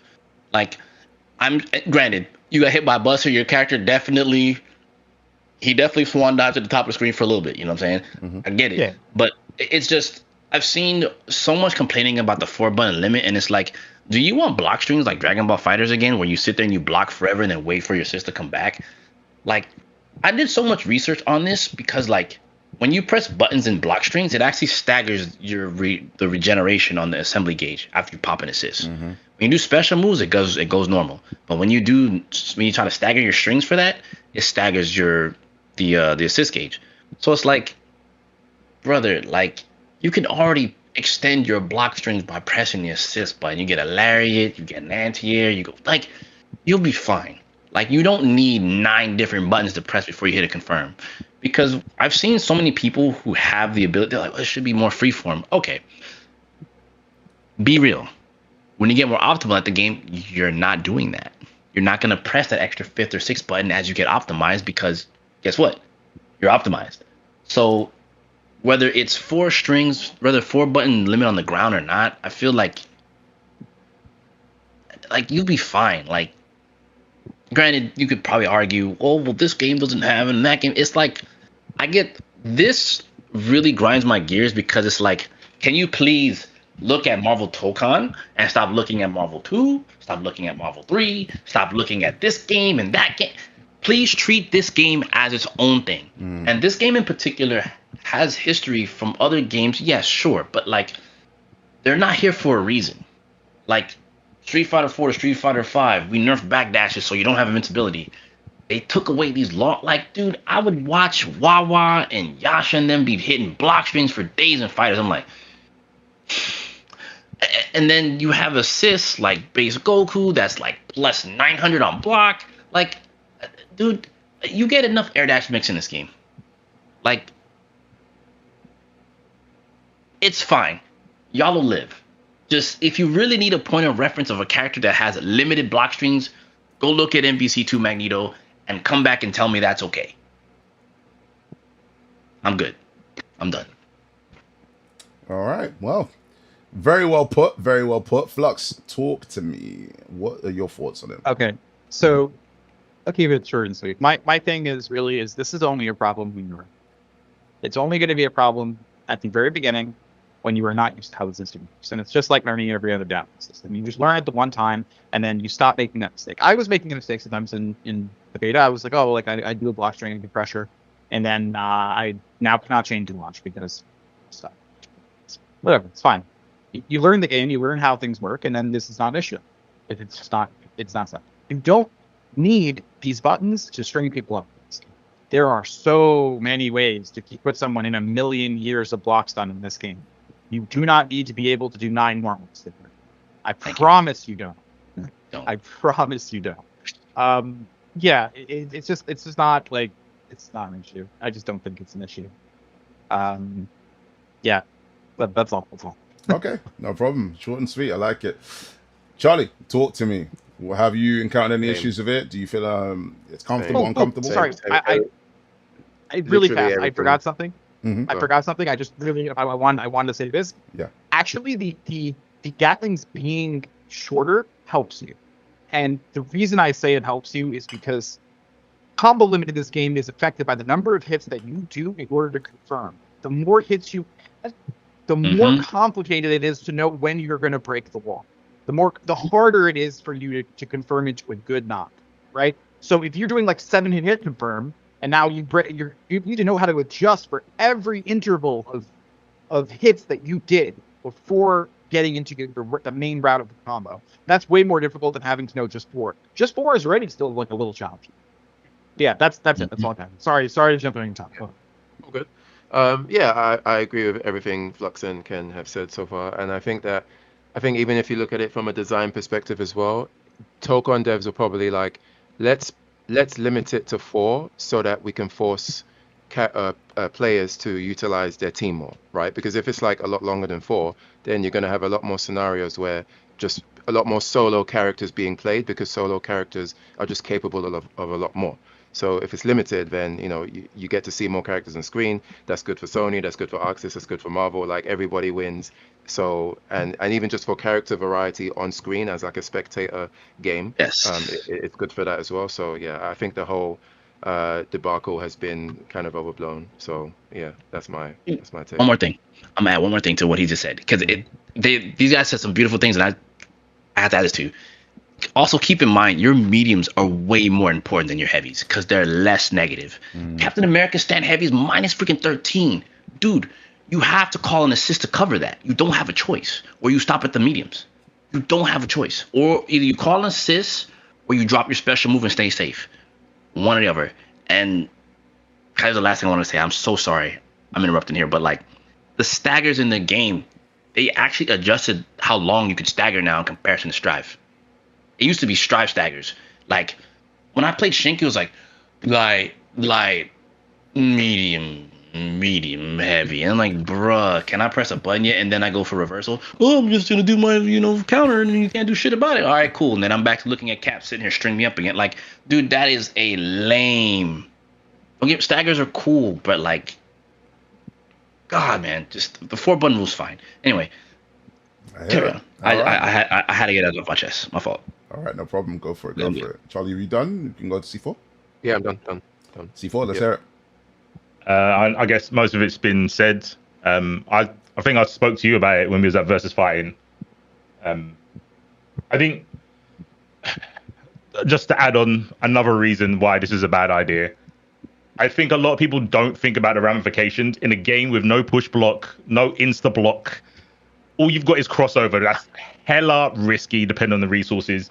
You don't want someone to do 8 buttons in a string and then do delay lariat frame trap assist into, oh, you blocked it? Cool, I'm gonna do this again. I just think people thought about the combos. The combos would look dead because you're doing the ground attacks, which they've said, well, if you do an air series of hits, you have less added to your combo limit. So it's better to do air attacks than ground attacks anyway. So I don't get it. Also, a big thing, and Ken would kind of touch about it with Dragon Ball, is when we were talking about like Cap with the same animations for his high and low and overhead, right? There's an element of mix that I think people don't think about. It's not about what is the mix, it's when the mix is coming. Now, if you've got someone who's doing 8 buttons, then they're doing a high-low, it's way harder to judge when to block the mix if they've only got 4 normals they do before the overhead or low. If they've got 8, you're in hell. You're literally an anxiety block because you're always thinking when it's going to happen. You don't know. And then you've got I can go crouch light, stand medium, crouch medium. Like the amount of mix you get from just a block string and when the mix can come would make, I think, the game awful on block because there's no insta block, there's no push block. You can't do anything. In Dragon Ball, reflect is a very weird thing because you can't do it in block, but it's kind of like a meterless reversal because as soon as there's a gap, it negates everything other than it's a weird one. But most games that have really long block strings have something you can do on block other than crossover, which is the alpha counter. Yeah, I don't think people thought about the ramifications of long block strings as the defender. They've only thought about it as the offender of long block strings. Yeah, bad idea. Just think about it for more than 2 seconds and you'll be like, yeah, probably shouldn't have that.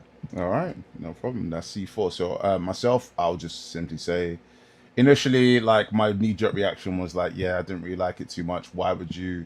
Like, I understood the reasoning behind it, which is that you don't want the block strings to go on forever.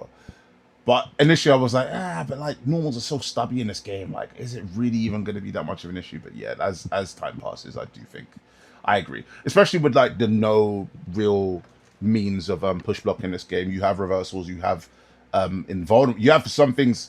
As we said, right, defense in this game is actually quite uneven. Like, it's got things that are at times very weak. It's got things that are at times very strong. You've got other things that are just insanely strong. That's something we're actually going to go into a little bit. But ultimately, yeah, I'm in agreement with the rest of you. We're going to strike the rest of the topics that we saw, all of us have been reading. What I'm instead going to just quickly do, I'm going to just whiz through some questions that some of the community have, both in the Marvel Token EU server. If you are a EU member, please jump in the Marvel Token EU server. I'm sure the link will be spread around. You can find it quite easily. But we're just going to get a couple questions both from them and from friends of mine as well. First of all, though, I will start with Wolfie, right? Because Wolfie did say something to me before. He said he was curious my thoughts on this had changed because, he agreed with the earlier assessment that like assemble counter was really strong, like outside of is really powerful, some maybe even too powerful, and then the one in block stun is going to be worthless. So the one in block stun that he's talking about is crossover. Basically, just to interpret, he was saying, do I think that like assemble counter is going to be too strong and crossover is going to be too weak? For many months now, many builds have been saying that I think crossover is pretty, like, it's too risky to use. But what I will say, actually, in the time that I've spent between the beta and now, the crazy thing about crossover is that while I still kind of maintain what I initially thought about it being kind of weak in very specific situations, like, and not really the sort of the burst or the barrier or the thing that people might be clamoring for in defense, what's going to be kind of insane is actually, and this is probably going to be kind of handcuff them in terms of how they can balance it. If you use too many assemble gauges and then you end up being in a situation where, okay, I can just knock you away for free, cool, I knock you away for free.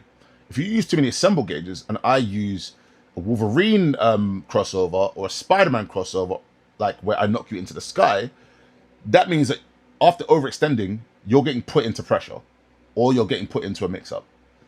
And depending on how grisly those get, it might affect what you can really do with something like that in terms of balancing. Because I always I've consistently said that there should probably be a bit of a fail state that's a bit more pronounced, and maybe the perfect reflex should be much smaller window. I still kind of maintain that. In fact, I do maintain that, right? Maybe reflex, you can still keep it a fairly wide window. Perfect, you can keep a smaller one, and then maybe a very tight fail state after that. But if we start to see a meta where we get more aggressive crossovers, I think that's kind of going to turn a lot of what we think about that mechanic on its head. I don't know what you guys kind of think about with crossover as of right now, or just or just really that question in general of crossover being too weak and assemble counter being too strong. I don't think I've heard some of your thoughts on it, so we can start with Flux. Sam. So I would say that crossover is, I would say it's along the weak side right now. But I also am not 100% convinced that disassemble is a fail state on the left now in Street Fighter 6. I don't think it is. So the one thing is you're going to want to wait to do this until the opponent's committed some resource to block strength to set you up for a mix-up, right? So you're denying them that resource. They're not going to get it back, so to speak, because they didn't have to spend it on the offense before. They're going to get to pressure you again. But something that's very interesting in this phase I noticed was that when I was assembled, I could still use all of the assemble options, right? So I could still use the assemble out of neutral, like the V-ship assemble. I'm in pressure. So you aren't completely out of defensive resources if you do with this assemble. And then on top of that, I just think mix-up in this game is very, very strong. It's going to be very, very strong. You're not going to be able to get out of the situations easily. You're going to have to make some sort of challenge, and everything else, all of the other defensive options, so the V-shift out of pressure, and then stuff like mashing a block string or jumping out of a gap if someone's trying to 50-50 you, those are very committal. Those are very committal. You're risking your character, you're risking death, essentially, right? And crossover is not committal. You're not going to be directly punished anybody that kills you. So I think it being counterable is maybe okay. It might be okay because of everything else that goes into it, and because the risk that you're presented with is not so great compared to the other recent games. That's all that. Okay. All right. C4, talk to us. What are your thoughts? I kind of like that crossover at the moment feels like a small dam holding back a tidal wave, because it is a case of, okay, we're both playing the same game, we're both of a intermediate level. You have to keep one assembly bar. That's it. That's kind of what it does. I think when both players have got the same understanding. Round one is kind of honest gaming, because it's well, as soon as you do a lariat or an assist in a block string, you've used your bar, which you've given up permission to put me in fucked up situations, because now I can always cross over. I kind of like that. The disassemble drawback on a reflect, I think, is a bit too punishable. But I'm not I think what Flux was saying, it's not you insta lose. There's a lot of situations in other games where you do something and you're wrong and you just lose the game. You still get the space. You still get space between both you and your opponent, even if you're disassembled.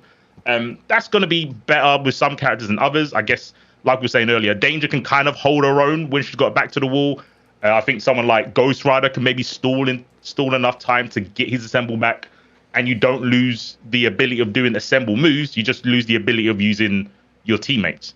I don't know how they can change it. I don't think it needs an immediate change. I don't think it's too bad.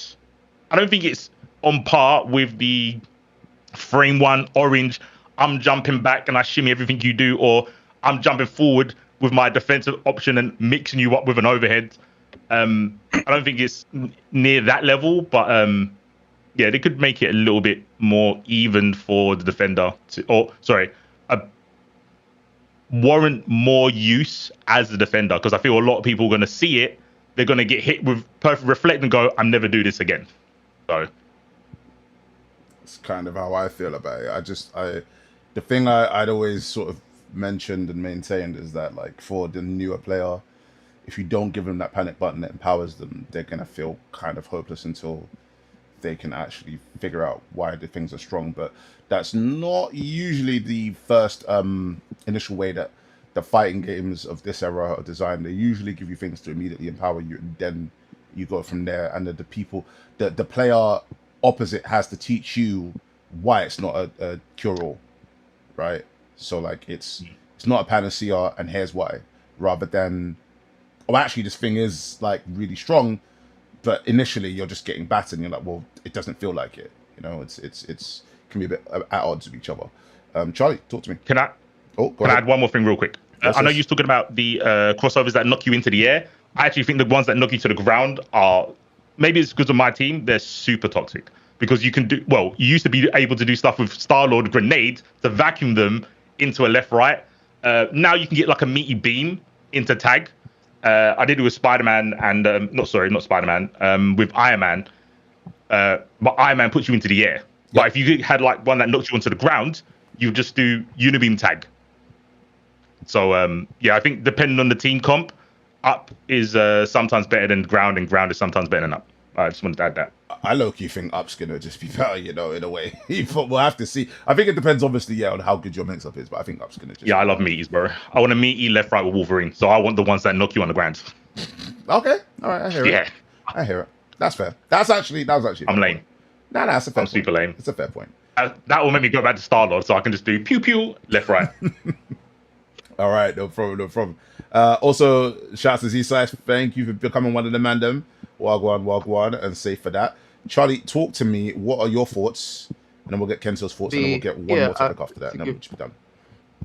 To keep it short, I don't have a strong feeling. I just think that perhaps one of the clear ways to make crossover stronger is, I think they just need to adjust the timing a bit. Like I think SF6's drive impact, like timing of how even at high level, like you still get caught by it sometimes, right? Like a lot of the time. And I think that the timing that they've gone with that game, it's like the perfect threshold of, because from what I've seen with Tokon, there's a lot of high level games where every time a crossover is triggered, it either gets perfect reflected or just regular reflected. And that to me says that they need to take a second pass at the threshold of what like the frames of like when it's a perfect and when it's a regular, because if they don't do that, people are just not gonna wanna use it. So I just think they just need to take a second pass at the timing of it, I think. Do you think it should be harder to get the reflect? I think it should be harder to get the perfect and the regular reflect. Okay. Like it's going to be a very sensitive threshold. It doesn't need to be like a lot harder. Like you don't want to break it to the point where it's too hard to do. I just think it needs to reach the similar threshold of what it is in SF6, because I think the drive impact thing, I think that's perfect. Like actually, like 1 frame longer, 2 frames shorter, like it would have been not perfect, but as it is now, it's perfect. I feel it's at the end of the crossover to get the perfect. Am I right? It's like late, just before the words crossover fill up. Yeah. When the bar fills up. Mm-hmm. Yeah, I feel I've got grey hair, and when I played Chrome, I got perfect more than I did failed or normal. And I think it's because I was reacting too late and getting it just in time. I think it should be like in the middle. I think you should be able to miss the perfect reflect, personally. Yeah. He definitely, he got it most times. So he was pretty comfortable with getting that perfect reflect. And then once it was happening, I was like, oh my god, just like rolling my eyes. And I didn't have a macro, by the way. I was pressing light and assemble, and I'm telling you, the delay of me reacting gave me the perfect more than not. They should make it sooner. They shouldn't make it later. I think they should make it sooner. I kind of agree. I feel like there should be like like you get to that threshold, and then after that it's got some spillover, and then like you're seeing the spillover, and then when you're hitting the spillover, that's the failure. That's the failure state. Mm-hmm. Yeah. I agree with that. We're gonna ask one last question, but I'm only gonna get Kensu and Flux to answer, and this will be something that I'm sure will come up multiple times as we have the podcast. In the future. Reflect though. Oh, Let my them bad. reflect though. Yeah. Kensu. I'll make it short and sweet. I'll make it short and sweet. My bad. So currently, right now, the game has an option select with it. If there's a gap, you'll get the crossover counter, whatever, the assembly counter, and then there's assembly assault. Assembly assault's the universal overhead, and then assembly, whatever. That's the defensive one. So it definitely encourages you to learn the gaps, which is why frame data to me is very important in that game, and so you can understand the stagger strings. And that's pretty huge. Personal opinion, the way it works right now, it works like Gears of War active reload, where like once it hits a certain spot, boom, you get perfect always. But that frame window to me feels way too large. Like we're talking like maybe a 6 frame or 5 frame, which is way too big. I think regular reflect should be a 3 frame and perfect should be a 2 frame. Game's fine. Because like Flux said, you're gonna get caught up in mix-ups, and you can't have the person doing the mix-up be able to mix you up and also be able to react to this at the same time for free. It's too good. So I think making it harder intentionally is the way to go. You can keep it. I don't think the mechanic is bad. It's just the windows is too free. Too free. Yeah. So make it harder. I agree with you completely, actually, on that. For sure. Like I as much as I've been like toying around with the whole like failure state thing, or even reflecting back, I've heard some people say, but it's like, yeah, once you start putting an aggressive crossovers, I think it's maybe a bit too wacky. It kind of reminds me, even though it's not the same mechanic, it reminds me of TACs in Marvel vs. Capcom 3, where the old TACs used to just like, if you guessed wrong, it would whack you back, and then their character would come in as well. There you go, the TAC, yeah. Yeah. So it's like, a side TAC you guess wrong, their character comes in and they just start comboing you. It's like, yeah, that's maybe a bit too much. You know what I mean? So it just feels like whack. It feels like Injustice Wager, but whack. Yeah. Actually, yeah. That's a good way of thinking about it. So yeah, we're gonna get one last question, and like I said, this will just be for Kensu and Flux to answer, and then we'll wrap up from there. Sorry that I couldn't get to some of the other questions. I will definitely hold those for next podcast. I won't forget about them, so we'll definitely answer them in the future. So this final question comes from, let me just get it up, from Grave. Question for everyone: what's your approach, even though it's not going to be for everyone, it's going to be for you too, what's your approach to improving in a game like Tokon? Do you think it's better to avoid ranked altogether and focus on training mode, tournaments, and long first to 50 sets against matchups you struggle with? Or is it better to grind ranked, review your losses, and learn that way? Or is the best approach somewhere in the middle? I'm guessing the answer depends on the person, but I'm really curious how you guys plan to improve if you're taking this game seriously. So obviously that can be a bit of a mouthful and a bit of a long one. That's why I just had you two answer. So we can start with Flux and end with Kensu. Flux, what are your thoughts? Mm-hmm. Yeah, so tough question. But improvement in fighting games in general is very interesting. You're always you're gonna have to play a lot.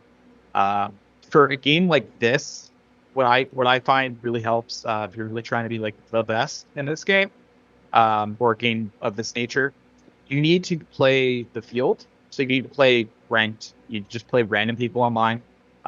Get a feel for where the general populace is playing, how people are playing, and learn how to beat those strategies. Because that's how you make it out. Right?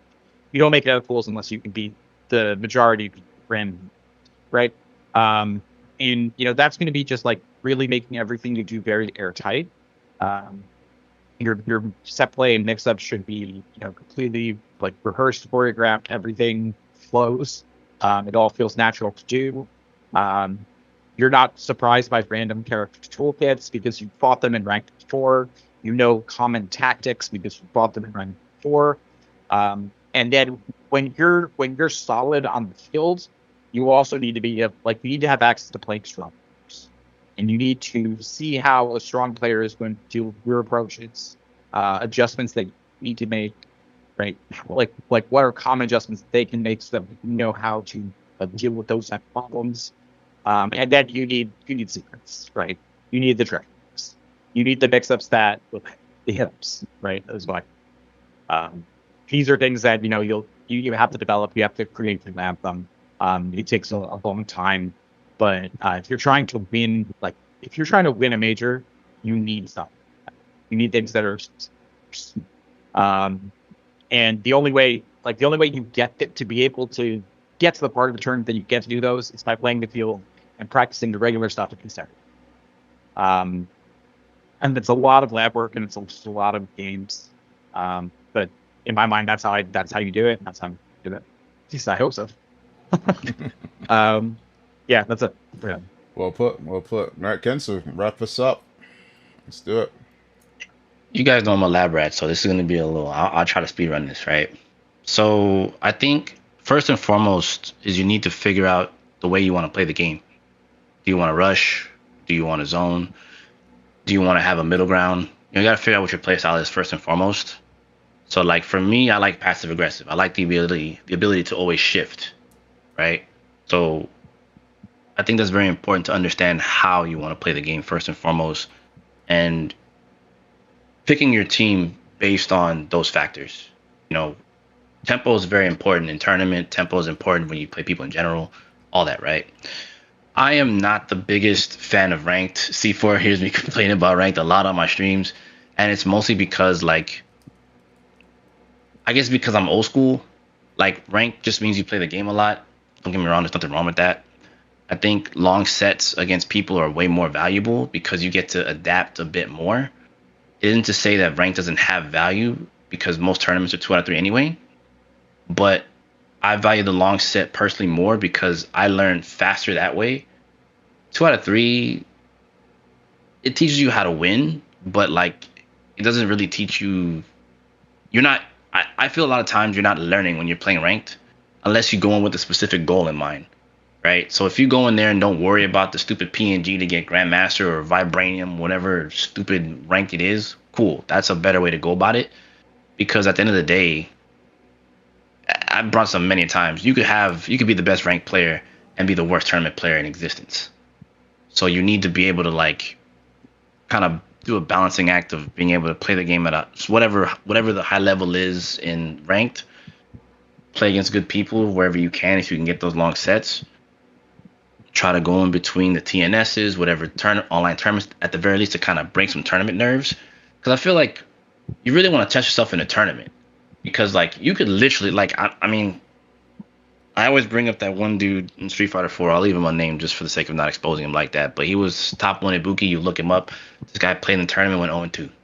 Number 1 Ibuki player, Xbox Live. Didn't matter, right? So value knowing more about the game. The more you know about the game, the better. And like what Flux said, your set play and stuff like that needs to be on point. And in this game in particular, since you do have to be very privy to the tech system and be ready for forward tech, down tech, whatever the tech roll system is across the board, you need to be ready for that. That's also important. And just remove, I'm gonna say this with all love in the world, remove your fucking ego. The faster you remove your ego, you'll get better that much faster, because you'll always have something to improve on. If you always, it's okay to gas yourself up and say you're godlike, and it's cool. Don't get me wrong. But you want to make sure, as you're playing, if you're bad at something, it's okay to say, I'm not good at this right now. I can get good at this later. So just keep taking things in steps, and you can learn Tokon pretty fast, to be honest with you. So I'll leave it at that. I could say more, but I'll leave it at that. Very, very well put. Very well put. All right. That has been Talkin Tokon episode 10. And that was a bumper episode, but I think was long overdue and was, I hope, very informative. Right now, if you want to find yourself, Flux, where can they find you? Honestly, don't be streaming much. Don't be making much content. I will go to tournaments. You'll see me at tournaments, and you can reach me at Twitter at @FluxNumber. And there you go. All right, Kenzo, where can they find you? Man, you can get me on SoundCloud. You can get me on, Instagram. You can get me on TikTok. I'm messing with you not, but on YouTube, Shinkensu, Twitch, Shinkensu. My Instagram's blowing up for some reason or other, but just Kensu. TikTok, just Kensu. But I'm mostly on Twitch and YouTube, so Shinkensu, and Twitter, Shinkensu as well. I love talking the game. It doesn't matter what it is. I love talking fighting games. I stream all the time. So, come through. We talk Tokon. You saying Instagram as well? Yeah, what you getting the beach photos there? They're blowing up the spot now. The Insta, I hear it. Yeah, for whatever reason, but yeah. I'm sure post launch so. you're gonna have it. You're gonna have it there, boy. The CEO pics just out there, the sun gleaming and everything. Nah, don't worry. I see you. But anyway, all right, and yeah. All right. So myself, at Chrome Alchemist. Also, if you're watching this on Advancing God TV, then I don't need to tell you. But if you're watching this on Twitch, also there's Advancing God TV is the YouTube, and you can catch all the token related matches, tech, and musings on there. Or if I'm just waffling, there's also at Chrome Alchemist. You can find that there. So that's me. And C4? I am C4IQ, Twitter and Twitch. I'll probably start putting stuff on my YouTube. It's not going to be anything interesting, to be honest. It's all things I find interesting, which is normally not interesting to other people. But stuff like why people really don't... Stuff about auto combos and how it would be funny to put Captain Commando in this game because he wouldn't be bad because he doesn't have a health bar. Kind of gets rid of the problem. Interesting. You don't have to worry about having him anchor because there is no anchors in this game. I want to do dumb videos like that. So, yeah. Please do. I think the streets need it. And Charlie, Earthbender Charlie, talk to me. You're wrapping it up. Oh, literally can't even hear you. Ooh, hard muted. Oh, hard mute. Wow. Mute City.